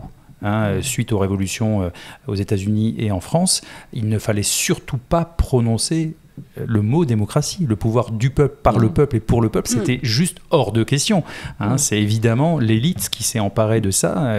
La révolution n'était qu'un prétexte. Et derrière, pour reproduire exactement la même chose, et c'est un futur président américain au début du 19e siècle qui s'est emparé du mot démocratie, qui a gagné l'élection et qui en a fait un atout en se prétendant démocrate et a donné envie à d'autres d'utiliser ce terme qui était déjà totalement galvaudé. Donc aujourd'hui, la France, les États-Unis, l'Angleterre, l'ensemble des pays qui sont éventuellement qualifiés de grandes démocraties, sont des grandes républiques, mais n'ont absolument rien de démocratique. Et comme tu le disais à l'instant, moi j'aime énormément cette idée effectivement de tirage au sort, parce que, alors on l'a vu, même si j'étais pas un grand fan de la Convention citoyenne sur le climat, parce que c'était sur le climat, mais bon, la Convention citoyenne, le principe même d'une Convention citoyenne, effectivement, on a des personnes qui a priori n'y connaissent rien, mais pas forcément beaucoup moins que les personnes qui sont censées nous représenter aujourd'hui à l'Assemblée ou au Sénat, et qui finalement, une fois informés, peuvent prendre des décisions tout à fait salutaires. Aujourd'hui, quand on est élu et quand on est plutôt justement tiré au sort, c'est le cas au Rojava ou au Chiapas, il y a une idée de représenter pendant un temps donné. Les mandats sont impératifs et révocables. Donc révocables, c'est-à-dire qu'en cours de mandat, si on ne fait pas le job pour lequel on a à un moment donné une délégation de pouvoir, et pas le pouvoir, une délégation de pouvoir, eh bien on est révoqué. Et donc nécessairement, on va épouser, embrasser une mission qui va durer un temps donné sans la perspective d'une réélection, puisque cette réélection n'existe pas dans ce modèle-là. Et on sait très bien que demain, on redevient un membre du peuple comme tous les autres qui sont les administrés au moment où on est avec cette délégation de pouvoir. Donc ça change complètement la donne, puisque là, réellement, on va se mettre au service du peuple auquel on appartient. On n'est plus dans servir une élite. Moi, je dis souvent qu'aujourd'hui, c'est le gouvernement du peuple par une élite pour une élite, quoi. Et on est là-dedans et on continue de nous bassiner avec la grande démocratie française, que la démocratie représentative, enfin la démocratie est forcément représentative, mais ça n'est pas démocratique et la démocratie ne peut pas exister à cette échelle-là. Et ça, on ne veut pas le. Et d'ailleurs, la révocabilité, c'est quelque chose qui est en fait très naturel. Quand on y pense, tu t'engages à faire quelque chose, si tu le fais pas, ça va pas faire, que ce soit dans le travail, même dans une amitié. Quand tu dis, je dirais un truc, je pense à ma gamine, mais ma copine, elle m'a dit un secret. Bah, si tu le répètes, tu casses le contrat, bah, ça va être plus compliqué d'être sa copine. Donc, mais ça, pour les personnes qui sont élues, elles font ce qu'elles veulent. Bien sûr. Et elles ne sont pas engagées sur un programme. Absolu. Ouais. C'est-à-dire qu'elles peuvent absolument faire ce qu'elles veulent dans les limites, entre guillemets, de ce qui est acceptable. Mais par qui ? Pour qui ça va loin, hein. Et elles le présentent comme normal. Oui, et elles puis sont légitimes à faire ce qu'elles. Quand on voit le taux de personnes qui sont mises en examen ou qui sont mises en. C'est incroyable. À la tête de oui. Mais en même temps. On n'arrive pas à comprendre. Mais ils se soutiennent les uns les autres. Oui, pourquoi ? sûr, Parce que. Enfin, moi, j'ai des amis qui sont dans politique, hein, je les aime beaucoup. Mais ça n'empêche que cette façon d'organiser. La situation de représentation est complètement faussée. On ne sait pas pourquoi les gens... Même le garde des Sceaux aujourd'hui est poursuivi. C'est la première fois qu'un garde des Sceaux, pendant l'exercice de sa fonction, est poursuivi. Donc à un moment donné... Et comment est-ce qu'on sait ce que veut le peuple français, par exemple ? À quel moment on lui demande ce qu'il veut ? On lui demande si oui ou non il veut ça ou ça, mais à quel moment on lui demande ce qu'il veut ? C'est-à-dire que la vraie démocratie, c'est-à-dire le fait de dire que le peuple puisse dire ce qu'il veut. Ses craintes, enfin voilà. Où est-ce que c'est pris en compte ça ? Jamais. Alors moi personnellement je vote. J'ai été engagée à la France Insoumise. Je suis un peu plus loin des choses, mais je suis toujours politisée, on va dire. Mais je n'y crois plus. Quand je vois aujourd'hui ce qui se passe par rapport à l'union de la gauche, la non-union de la gauche. On va reparler de Roussel. Non mais en fait l'enjeu est tellement important, même si je ne crois pas que tout va changer grâce à un nouveau gouvernement. Je crois que sans un nouveau gouvernement avec d'autres prérogatives qui servent d'autres intérêts, on y arrivera encore moins. C'est ça que je veux dire. Et je crois qu'il y a vraiment des gens qui sont passionnés et passionnants à différents égards, et puis il y en a d'autres qui sont dans la politique politicienne, on va dire, et là je mets des guillemets qui ne sont pas très sympas. Ce que je veux dire, c'est que la politique, c'est la gestion de la cité et qu'on pourrait en faire autre chose. C'est très très louable de donner sa vie comme toi tu le fais pour une cause, pour la gestion de la cité. Un maire, par exemple, peut changer la donne de ses administrés. Il y a des choses qui sont formidables au niveau de certaines communes. Donc je crois que tout est encore possible à certains égards, mais il faut pas rêver de ça. Par contre, c'est un outil. Voilà, donc c'est pour ça que je ne veux pas lâcher prise sur cet outil-là, parce que pour l'instant, il n'y en a pas d'autres, tout en essayant d'œuvrer pour qu'il y en ait d'autres. Voilà. Après, moi, je pense au maire, parce que ça, c'est une vraie question que je me suis posée moi-même. À un moment donné, j'ai lancé un mouvement à Strasbourg, qui est la ville dans laquelle j'ai grandi et que j'habite une semaine sur deux pour y voir mes enfants. Et l'autre semaine, je suis dans le monde alternatif rural. Et moi, j'ai longtemps cru, effectivement, j'étais au début de ma bascule, que effectivement le bon niveau, le bon échelon pouvait être la ville. Alors bon, Strasbourg, c'est une métropole, donc déjà c'est une très très grande ville, c'est plus de 500 000 habitants. Mais je me suis dit, voilà, on a peut-être une plus grande proximité avec les élus, avec le maire, la maire. C'est une maire aujourd'hui, élevée. Et puis j'ai compris en œuvrant, en écrivant par la suite, après avoir abandonné ce projet qui n'avait pas forcément vocation à prendre la mairie, mais qui était là pour éveiller les consciences sur les risques systémiques, en écrivant la moitié d'un programme politique pour une liste citoyenne, j'ai compris aussi que voilà, il y a des choses qui ne marcheraient pas, qui ne pouvaient pas forcément se faire à l'échelle d'une ville aussi grande, qu'il était déjà trop tard pour végétaliser massivement un environnement essentiellement minéral. Quand on parle de maires qui font des choses extraordinaires, on cite souvent Los Angeles, Langouette, et puis Ungersheim en Alsace. On cite comme ça 10, 15, 20 communes maximum, alors qu'il y en a 35 000 en France. Et même dans ces communes-là, on se rend compte quelquefois que c'est souvent effectivement le fait d'une personne qui a été réélue, donc on est quand même dans une logique de réélection. Et en grattant un peu, on peut se rendre compte que c'est pas aussi beau que ce qu'on a vu dans un documentaire, ou que, alors, je vais pas citer les communes en question, mais réellement aujourd'hui, même un maire qui aurait l'envie d'eux manque souvent de courage par rapport à ce qu'il a le droit de faire. Enfin, il y a ce que l'on peut faire et ce que l'on devrait faire aujourd'hui. Et alors, peut-être qu'un exemple vraiment intéressant, c'est Damien Carême, même si aujourd'hui, il est quand même député européen. Donc, moi, je n'ai pas compris non plus la trajectoire prise après ce qu'il a pu faire à Grande-Synthe, où il a vraiment fait des choses intéressantes et formidables.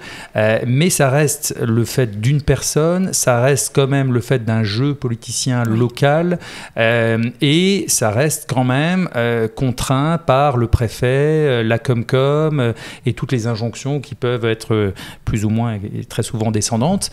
Moi, je vois ce qui est fait aujourd'hui à Strasbourg. Je suis très critique, puisque j'avais écrit un programme hyper audacieux sur comment rendre une ville résiliente par temps d'effondrement, et notamment, évidemment, comment respecter, préserver le vivant, comment le booster, même en plein centre-ville, où on allait débétoniser, débitumer l'ensemble du centre-ville de Strasbourg, utiliser des vélos cargo, des cyclobus, des cyclotaxis à la sortie du tramway. Enfin, on allait changer un certain nombre de choses, et j'ai été pris pour un fou furieux. Aujourd'hui, la municipalité en place, maintenant depuis 3 ans, n'a quasiment rien fait. Alors évidemment, il y a des choses, et il y a quelques arbres qui ont été plantés, mais c'est anecdotique par rapport à ce qu'il faudrait faire. Et j'ai entendu récemment que la maire de Strasbourg craignait de ne pas être réélue. Je dis, mais si elle n'avait qu'un seul mandat et que justement elle avait le culot et l'audace d'aller plus loin et de marquer réellement de son empreinte son passage, et bien à la limite, tant pis si elle n'est pas réélue. Et là, maintenant qu'elle sait qu'elle risque de ne pas l'être, c'est une formidable opportunité pour y aller. Alors, et il y a quand même, tu vois, cette peur de ne surtout pas se mettre à dos une partie de la population qui pourrait à nouveau voter pour toi. Et donc, malgré tout, on est toujours dans ce jeu, en fait, de souhaiter la réélection et d'œuvrer pour une réélection. Et donc, même quand on a une personne qui est bien intentionnée, moi, je considère qu'on est toujours très très loin de la démocratie et qu'on n'est pas réellement dans quelque chose de sain. Oui, et il y a aussi une chose toute bête, en fait, c'est qu'un mandat de maire ne permet pas de faire des choses, de bouleverser tout. C'est-à-dire que si tu avais un mandat de 10 ans, tu pourrais mettre en place certaines choses. Moi, je le vois pour une commune de 15 000 habitants. Pour mettre en place, déjà, tu récupères la mairie, il y a déjà des choses qui ont été votées par l'ancienne mairie que tu es obligé de mettre en place, tu n'as pas le choix.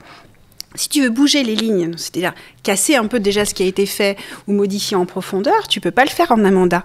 Oui, mais tu n'as pas le choix, ça dépend de ce que tu as envie de faire aussi. Du coup, il y en a qui justifient le fait de ne pas être trop radical dans le changement pour pouvoir avoir 2 mandats et faire des choses de fond.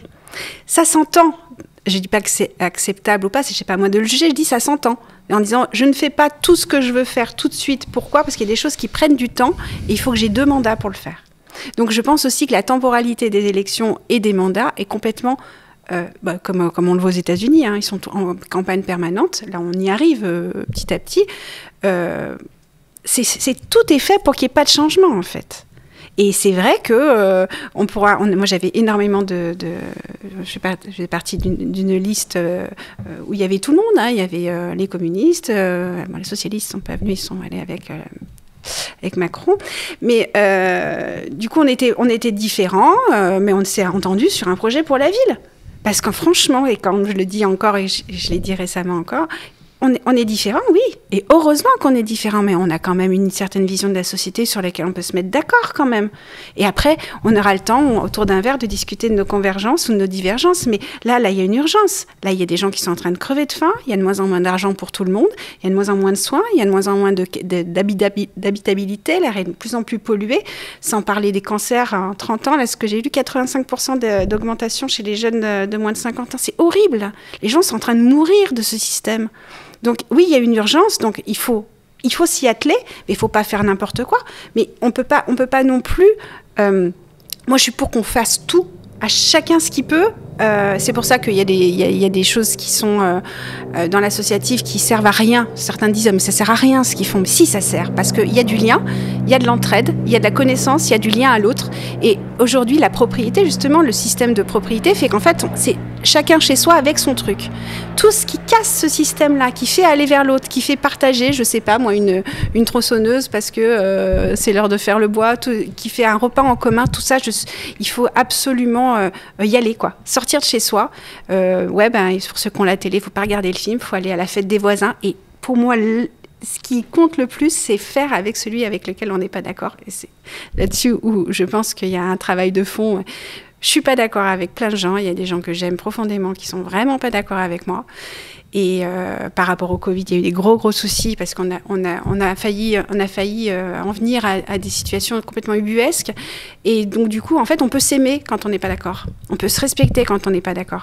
Et le traitement des médiatiques et en général des choses, c'est si t'es pas avec moi, t'es contre moi. C'est pas vrai. Il y a de la nuance dans tout ça. On n'est pas d'accord. Peut-être que ça peut aussi évoluer déjà parce qu'on peut argumenter. Et c'est pas chacun dans son camp. Notre but, c'est d'avancer ensemble. Alors moi, j'ai ces peurs. Souvent, ce sont des peurs. Ce sont des trucs qui sont ancrés en nous. C'est même pas pourquoi on pense certaines choses. C'est comme des bagages qu'on a avec nous, un petit sac à dos qui est invisible. Et en fait, quand on les déballe, on se dit la plupart du temps, c'est des trucs, mais tout faits, des constructions qui nous ont été inculquées sans qu'on le sache. Et souvent, quand on arrive à dire, mais en fait, pourquoi est-ce qu'on n'est pas d'accord ? Eh bien, on est d'accord sur beaucoup de choses quand même. Et les points de divergence, ils sont assez peu... C'est plus un système de classe. Pour moi, il y a des gens qui ont besoin de garder certaines prérogatives, certains avantages. Eux, ils se défendent. Mais nous, dans le peuple, on est tous d'accord que toi, tu peux pas tout avoir et moi, au bout d'un moment, on va se battre, c'est sûr. Il faut répartir la richesse, il faut répartir l'effort, répartir la richesse. C'est la seule chose qui est entendable, qui a du sens, en fait. Et de toute façon, nous devrons composer avec tout le monde demain, oui. Ça c'est sûr. Ceux qui sont pour la chasse, ceux qui mangent de la viande, ceux qui préfèrent, par exemple, tout autour de chez moi, faire des rallyes automobiles, des courses de moto, le samedi matin à 8h. Après, il y a certaines activités ou certaines occupations qui n'auront peut-être plus lieu d'être demain. Mais je pense que là, du coup, l'essence n'est pas assez chère. Ouais, bien sûr. Bien sûr. Non, mais c'est dramatique qu'il y ait des choses encore comme ça qui se passent. Ouais. Ouais. Mais ce qui est dommage, tu vois, par rapport à ce que tu disais tout à l'heure sur le pouvoir et sur le fait que les mandats n'étaient peut-être pas suffisamment longs à l'échelle d'une ville, en même temps, on a cette obligation effectivement de subir ce qui a été décidé précédemment, mais ça, c'est toujours pareil. Et pourquoi sommes-nous obligés de... Enfin, c'est moi qui parle. Hein. Pourquoi ne pourrions pas, nous, faire autrement, tu vois ? Moi, je prends l'exemple de Strasbourg, où ça venait d'être voté juste avant que JC Decaux allait mettre ses écrans numériques, écrans de télévision, partout. Mais qu'est-ce qui aurait pu réellement empêcher la maire, à moins évidemment de se mettre hors la loi telle qu'elle existe aujourd'hui, mais à un moment donné, moi je crois beaucoup aussi au fait de réellement se rebeller. Alors est-ce que c'est possible dans le système dans lequel nous vivons ? Si ça ne l'est pas, il faut changer réellement de système, c'est ça le problème. Tu vois, parce que même le temps long dont tu parlais, alors il nous faut 2 mandats, donc il va falloir détricoter pendant le premier, on va pouvoir construire si on en a 2. Qu'est-ce qui empêcherait, parce que c'était l'une des réflexions que j'avais réellement mis sur la table quand j'ai lancé le mouvement citoyen, d'avoir 2 gouvernements, quelque part, 2 équipes. Une équipe sur le temps long, une équipe sur le temps court. Et donc, il y aurait les urgences, on va dire, auxquelles une équipe municipale, avec lesquelles une équipe municipale doit composer tous les jours, et une équipe qui a les mêmes prérogatives, mais qui bosse d'emblée, dès le premier jour du mandat, sur des projets qui vont l'emmener loin. Mais en fait, il n'y a pas d'imagination, il n'y a aucune inventivité à ce niveau-là. Dès qu'on est, une fois que l'on est, au pouvoir, on est pieds et mains liés parce qu'on est dans un système qui n'est pas fait pour permettre de fonctionner autrement, pour sortir de cet enchevêtrement et de cette hiérarchisation et de cette verticalité du pouvoir qui fait que de toute façon, ça ne pourra pas venir. Hein. C'est pour ça que je crois autant à l'utopie que nous portons. Ça ne pourra pas venir du système tel qu'il fonctionne aujourd'hui. Et même la personne la mieux intentionnée du monde, quand elle s'inscrit dans un tel schéma, tout en étant sans doute, elle devient quelque part une personne qui va chercher sa réélection. Elle devient, même avec l'argument que tu as présenté tout à l'heure, quelqu'un qui va rentrer dans ce jeu. Elle fait allégeance au système tel qu'il existe aujourd'hui, en fait. Moi, j'ai pas vu encore une commune ou une municipalité, parce qu'on l'a évoqué dans nos réflexions sur la biorégion, prendre le pouvoir et une fois qu'elle a le pouvoir, redistribuer les cartes et tout changer. Waouh. Petit accident. Je l'ai pas vu, ça. Mais donc en fait, une fois qu'on est dans le système, on est dans le système. Et on n'en sort pas. Ah, il se passe des choses quand même. Ah, il se passe des choses. Il se passe des choses. Donc il y a des choses qui ne sont pas possibles. Parce que justement, c'est un système qui est bien, qui s'auto-régule, qui s'auto-empêche en fait. Tout est... Mais par contre, au niveau de la publicité, il y a des choses qui sont dans l'agglomération de Lyon. Il y a des choses. Donc, après coup, bien sûr. Donc du coup, je dis juste qu'il y a des choses qui sont possibles. C'est en fonction des personnes, en fonction des équipes. Mais il y a un gros problème que je vois moi, de ce que j'ai vu moi, c'est que quand tu arrives, même si tu as mené une liste, tu as fait tout ce que tu as pu, tu es dans une campagne, mais tu n'es pas compétent. T'arrives, t'es pas compétent pour gérer une ville, c'est quand même quelque chose. Tu es très dépendant des personnes qui sont déjà en place, donc le personnel municipal qui, eux, connaissent les dossiers en cours. Tu prends tes marques, t'as pas de formation pour être élu. Aujourd'hui, quelqu'un qui est élu, la plupart du temps, sa carrière prend un coup, hein, parce que si t'es pas réélu, 5 à 10 ans après, tu te retrouves, voilà. Il y a un problème du statut de l'élu en France. Aujourd'hui, par exemple, pour se former, même des formations gratuites, Arthur Keller en faisait une avec Stéphane Linou. Voilà, Stéphane Linou. Ils n'ont même pas le temps, parce que ce sont des gens qui prennent déjà sur leur temps de travail. C'est pas avec l'indemnité de 700 € que tu vis. Alors 700 €, c'est des fois beaucoup moins. Hein. Ce que je veux dire, c'est que on peut pas demander à un élu d'être le réseau de la commune. Si on critique la représentativité, il faut aussi être actif. Faut pas être passéiste en disant « j'attends que lui fasse à ma place ce que moi, je n'ai même pas commencé à penser ». C'est tout un élan. C'est pour ça que je pense que toutes les associations ont leur valeur, ont leur rôle, en fait. Parce que ce sont des gens qui s'unissent pour faire quelque chose. Et c'est déjà le début de la société et de la politique.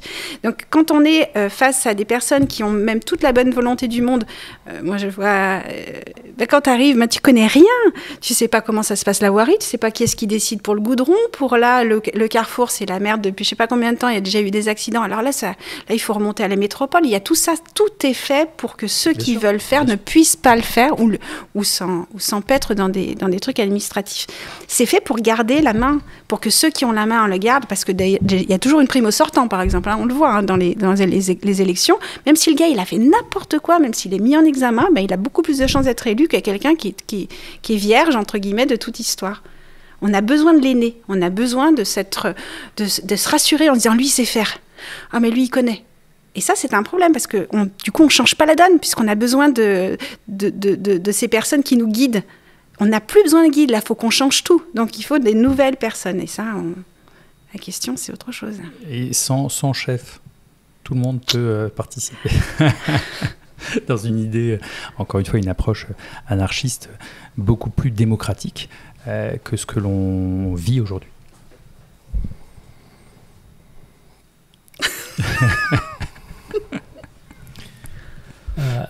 Est-ce que tu as une idée du temps qui resterait à l'écosystème Terre pour qu'on arrive à se réarmer, arriver à retrouver d'autres façons de vivre, arriver quand même à infléchir quand même la donne globalement? Est-ce que tu as une idée de ce qui nous reste? Non. Alors moi, tout en étant extrêmement lucide, je suis quand même aussi... encore une fois porté par cette utopie biorégionale. Je dis souvent que je souhaite un effondrement assez brutal, non pas pour les dommages évidemment collatéraux et la souffrance, le chaos. Je pense qu'on aura aussi de belles surprises et beaucoup d'entraide, heureusement, mais parce que ça mettrait fin à ce que j'appelle notre entreprise collective de destruction massive du vivant aujourd'hui, qui est liée à l'extractivisme, productivisme, au consumérisme, et ce que moi j'ai qualifié de déchettisme, la génération de déchets et de pollution, et qu'à un moment donné, si l'effondrement devait effectivement se produire de manière brutale, enfin le stade ultime, hein, puisque l'effondrement pour moi est bien engagé, ça permettrait de mettre fin à ces activités. En tout cas, réellement, ça mettrait un coup d'arrêt. Si maintenant nous nous orientons vers un long déclin, alors long, tout dépend toujours de ce que l'on entend, parce qu'évidemment par rapport à l'histoire de l'humanité et a fortiori de la vie sur Terre et encore plus de la planète ou de l'univers, ça ne sera qu'une toute petite période. Mais si ça devait tenir encore sur 20, 30 ans, je doute que les conditions d'habitabilité de la planète, surtout si on continue à ce rythme-là et avec cet impact-là, voilà, en plus on accélère. Alors évidemment, on va à un moment donné manquer un peu d'énergie pour poursuivre avec cet impact-là. Mais quand même, il y a des personnes qui travaillent sur la fusion nucléaire, hein, donc on peut tout imaginer. C'est qu'à un moment donné, réellement, aujourd'hui, on en parlait tout à l'heure, mais il y a une situation qui est absolument catastrophique. Si on parle des limites planétaires, donc c'est le Stockholm Resilience Center qui, depuis 2008-2009, je crois, a mis en place cette question des 9 limites planétaires. Moi, quand j'ai lu Comment tout peut s'effondrer fin 2017, il y avait 4 des 9 limites qui étaient identifiées comme ayant été dépassées. Il y a un an, en mars-avril 2022, on apprenait que 2 limites supplémentaires ne venaient pas d'être dépassées, mais étaient mesurées et permettaient de savoir qu'on les avait dépassées. Donc ça faisait sans doute un petit moment qu'elles l'était. Et là, je viens de lire une nouvelle étude avec les mêmes chercheurs qui aujourd'hui tend à démontrer que 2 des 3 dernières sont sans doute dépassées également. On est en train de les mesurer. Et voilà, donc aujourd'hui, ce serait 8 des 9 limites. Alors que chacune de ces 9 limites ne devait pas être dépassée parce que chacune de ces 9 limites est absolument indispensable à ce que la vie est aujourd'hui sur Terre. Alors moi, je dis régulièrement, tout en portant l'utopie que je porte et en continuant d'y croire quand même, qu'il va se passer des choses assez gravissimes dans les 20-30 prochaines années, mais notamment d'ici 2100, parce qu'on parle souvent de 2100 par rapport au réchauffement climatique, comme si les choses s'arrêtaient après. Il faut déjà y arriver. Voilà. Je pense réellement que voilà, si on devait continuer avec cet impact-là, cette puissance-là, cet écocide, cette destruction absolue des conditions d'habitabilité, je ne sais pas réellement quelle forme la vie pourrait encore épouser par la suite, sachant que sur les 5 qui ont précédé, aujourd'hui on parle d'extinction, moi je parle d'extermination, parce que c'est pas réellement une extinction de masse, c'est vraiment une extermination. Sur les 5 précédentes, je crois que c'est la 3e, il me semble, si je dis pas de bêtises, où la vie a failli disparaître sur Terre. 95% de la vie animale dans les océans avait disparu et entre 70 et 75% à la surface terrestre. Donc ça commence souvent par les océans. L'océan, accessoirement, c'est quand même le poumon de la planète. Avec le phytoplancton, on parle toujours de la forêt amazonienne. La forêt amazonienne fait partie des forêts primaires et encore, si ça se trouve, on est en train d'atteindre les points de non-retour pour la forêt amazonienne, mais ce n'est pas le poumon. Et donc les océans sont dans un état absolument critique. Et donc oui, moi je commence à m'inquiéter réellement pour la vie telle qu'elle existe aujourd'hui. Quand je parle de préserver la vie, c'est la vie, le vivant tel qu'il existe aujourd'hui. On ne sait pas quelle forme il pourrait prendre, on n'a pas connu, même si on a quelques éléments, la forme qu'il avait par le passé.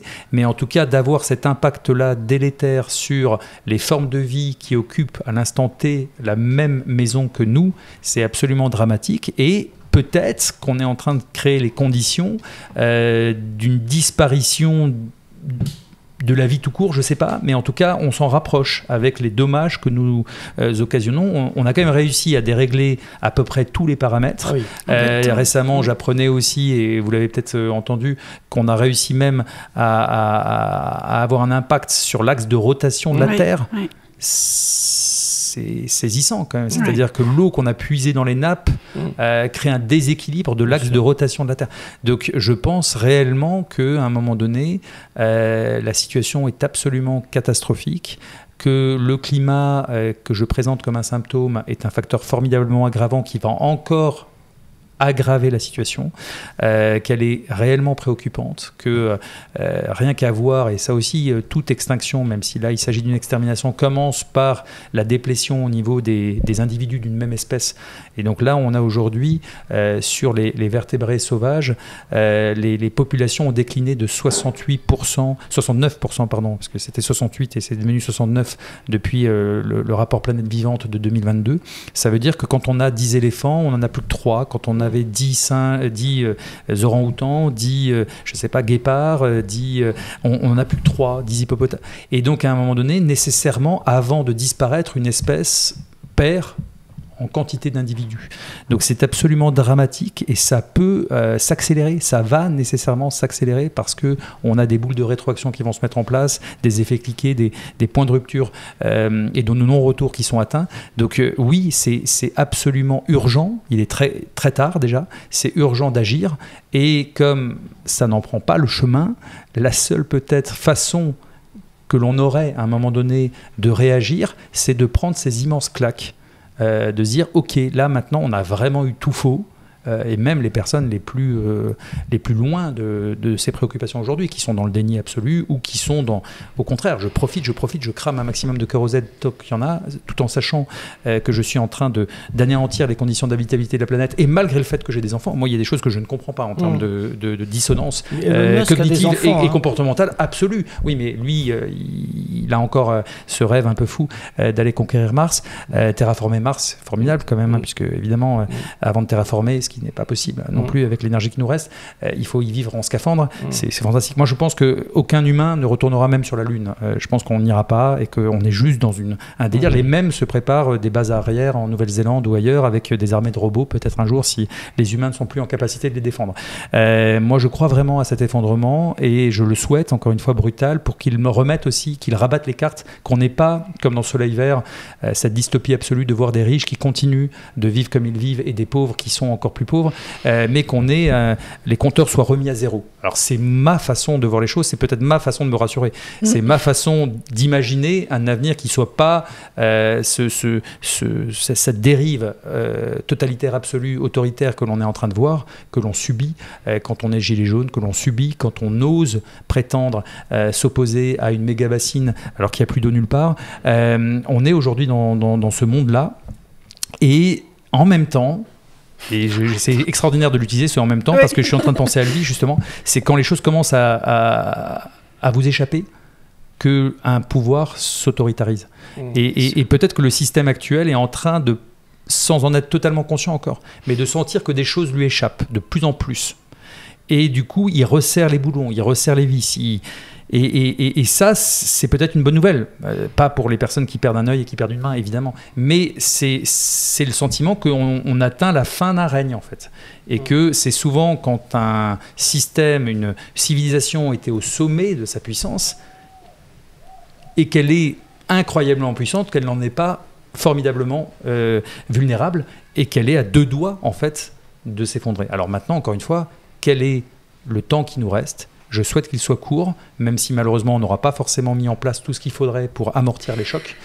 Donc c'est très difficile en fait de se prononcer sur ces sujets-là aujourd'hui, parce qu'effectivement on aurait besoin de temps, et notamment sur un projet comme celui de l'Archipel du Vivant, pour anticiper, pour construire cette résilience et pour préparer ces alternatives et ces micro-sociétés territoriales. Et en même temps, si ça prend trop de temps, ça va être compliqué. Voilà. Donc moi je suis un peu partagé aujourd'hui entre ces deux approches. Du coup, c'est vrai que ce temps, on ne sait pas. Hein. Enfin, moi je ne sais pas. Le GIEC pose des bornes hein, quand même. Oui, mais en fait, sincèrement, je ne sais pas si c'est ça qui compte. Est-ce que si on dit dans 20 ans, est-ce que ça... Je ne sais pas. Je pense vraiment que ce qui, pour moi... C'est des mesures, c'est tellement plus gros que moi, ça me dépasse tellement que m'attaquer à ça, je n'ai pas les armes, c'est pas possible. Par contre, adaptation radicale, ce qu'on fait, nous on essaye de savoir ce à quoi on va de toute façon devoir s'adapter, et plus on se prépare, plus on est résilient, mais dans le sens, on va absorber le choc, pas pour revenir à un état antérieur, mais bien pour créer quelque chose. Justement, pour ça, il faut qu'on réfléchisse, il faut qu'on s'y mette, il faut qu'on réfléchisse ensemble, il faut qu'on essaye de structurer la société différemment. La biorégion est une solution, en tout cas, c'est une piste extrêmement intéressante. Moi, je vois plutôt ça dans le convivialisme, hein, c'est-à-dire beaucoup plus petit que ce que tu as dit comme ordre de grandeur, pour justement qu'il y ait beaucoup plus de démocratie, parce que sinon on est obligé d'être dans la représentativité. Mais ça, tout se discute, et puis tous les territoires vont devoir s'inventer, en fait, entre guillemets. Adaptation radicale, c'est quoi? Radical comme à la racine, c'est-à-dire on reprend les choses au plus profond des choses. On n'est pas dans la radicalité quelquefois, un petit peu pourtant, mais en disant ça c'est blanc, ça c'est noir. Oui, on voit par exemple qu'aujourd'hui, on ne peut plus, ce n'est plus soutenable, le capitalisme entre guillemets n'est plus soutenable. Il y en a qui pensent à adaptation radicale, il y en a qui se taisent, qui n'en parlent pas. On a le droit d'avoir chacun nos opinions, et par contre, on essaye de se mettre d'accord sur qu'est-ce qui risque d'arriver, qui est plus que probable et qu'on considère comme inévitable pour pouvoir s'y préparer. Bon, la montée des eaux, par exemple, c'est quelque chose qui est entendu comme une certitude. À quelle échelle?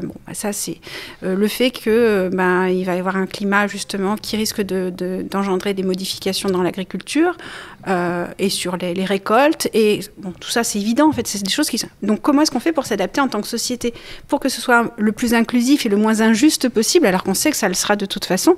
Toujours les plus vulnérables qui payent d'abord le plus gros tribut de toutes ces évolutions, et que certains vont encore se protéger. Ça, on le sait, c'est quelque part.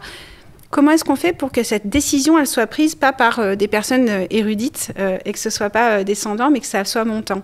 Moi, ce qui m'intéresse vraiment actuellement, c'est comment mettre en place, en fait, des lieux de discussion où d'autres personnes viennent parler que celles qu'on a l'habitude qui viennent de parler. C'est pour ça qu'il y a Banlieue Climat, qui m'intéresse énormément, Félix Bargade, ce qu'il fait. Il y a la banlieue du Turfu. Avec des gens qui réimaginent l'écologie par d'autres personnes qui sont beaucoup moins blancs, beaucoup moins... Et vraiment, en fait, je me rends compte, c'est pas nouveau, hein, mais qu'en fait, ce sont toujours les mêmes personnes qui parlent, et moi, je fais partie des dominants, en fait. Non, mais c'est vrai. Donc, du coup... Il y a pire. Oui, il y a pire, mais... oui, mais bon, quand même, savoir qui on parle, d'où on parle, c'est essentiel, parce que sinon, on est la petite personne qui dit aux autres comment faire. Et ça, je pense que c'est profondément le problème du discours qu'on entend. Nadège Perrino-Chinchin, merci à toi. Merci. Jean-Christophe, merci. Et puis, merci, on va se retrouver assez vite, puisque tu es en résidence donc, dans la maison Méméro, et qu'on va avoir l'occasion tout au long de cette semaine de croiser en fait, d'autres acteurs locaux, de quoi? Pas transition, pas de bifurcation, ça reste ouvert.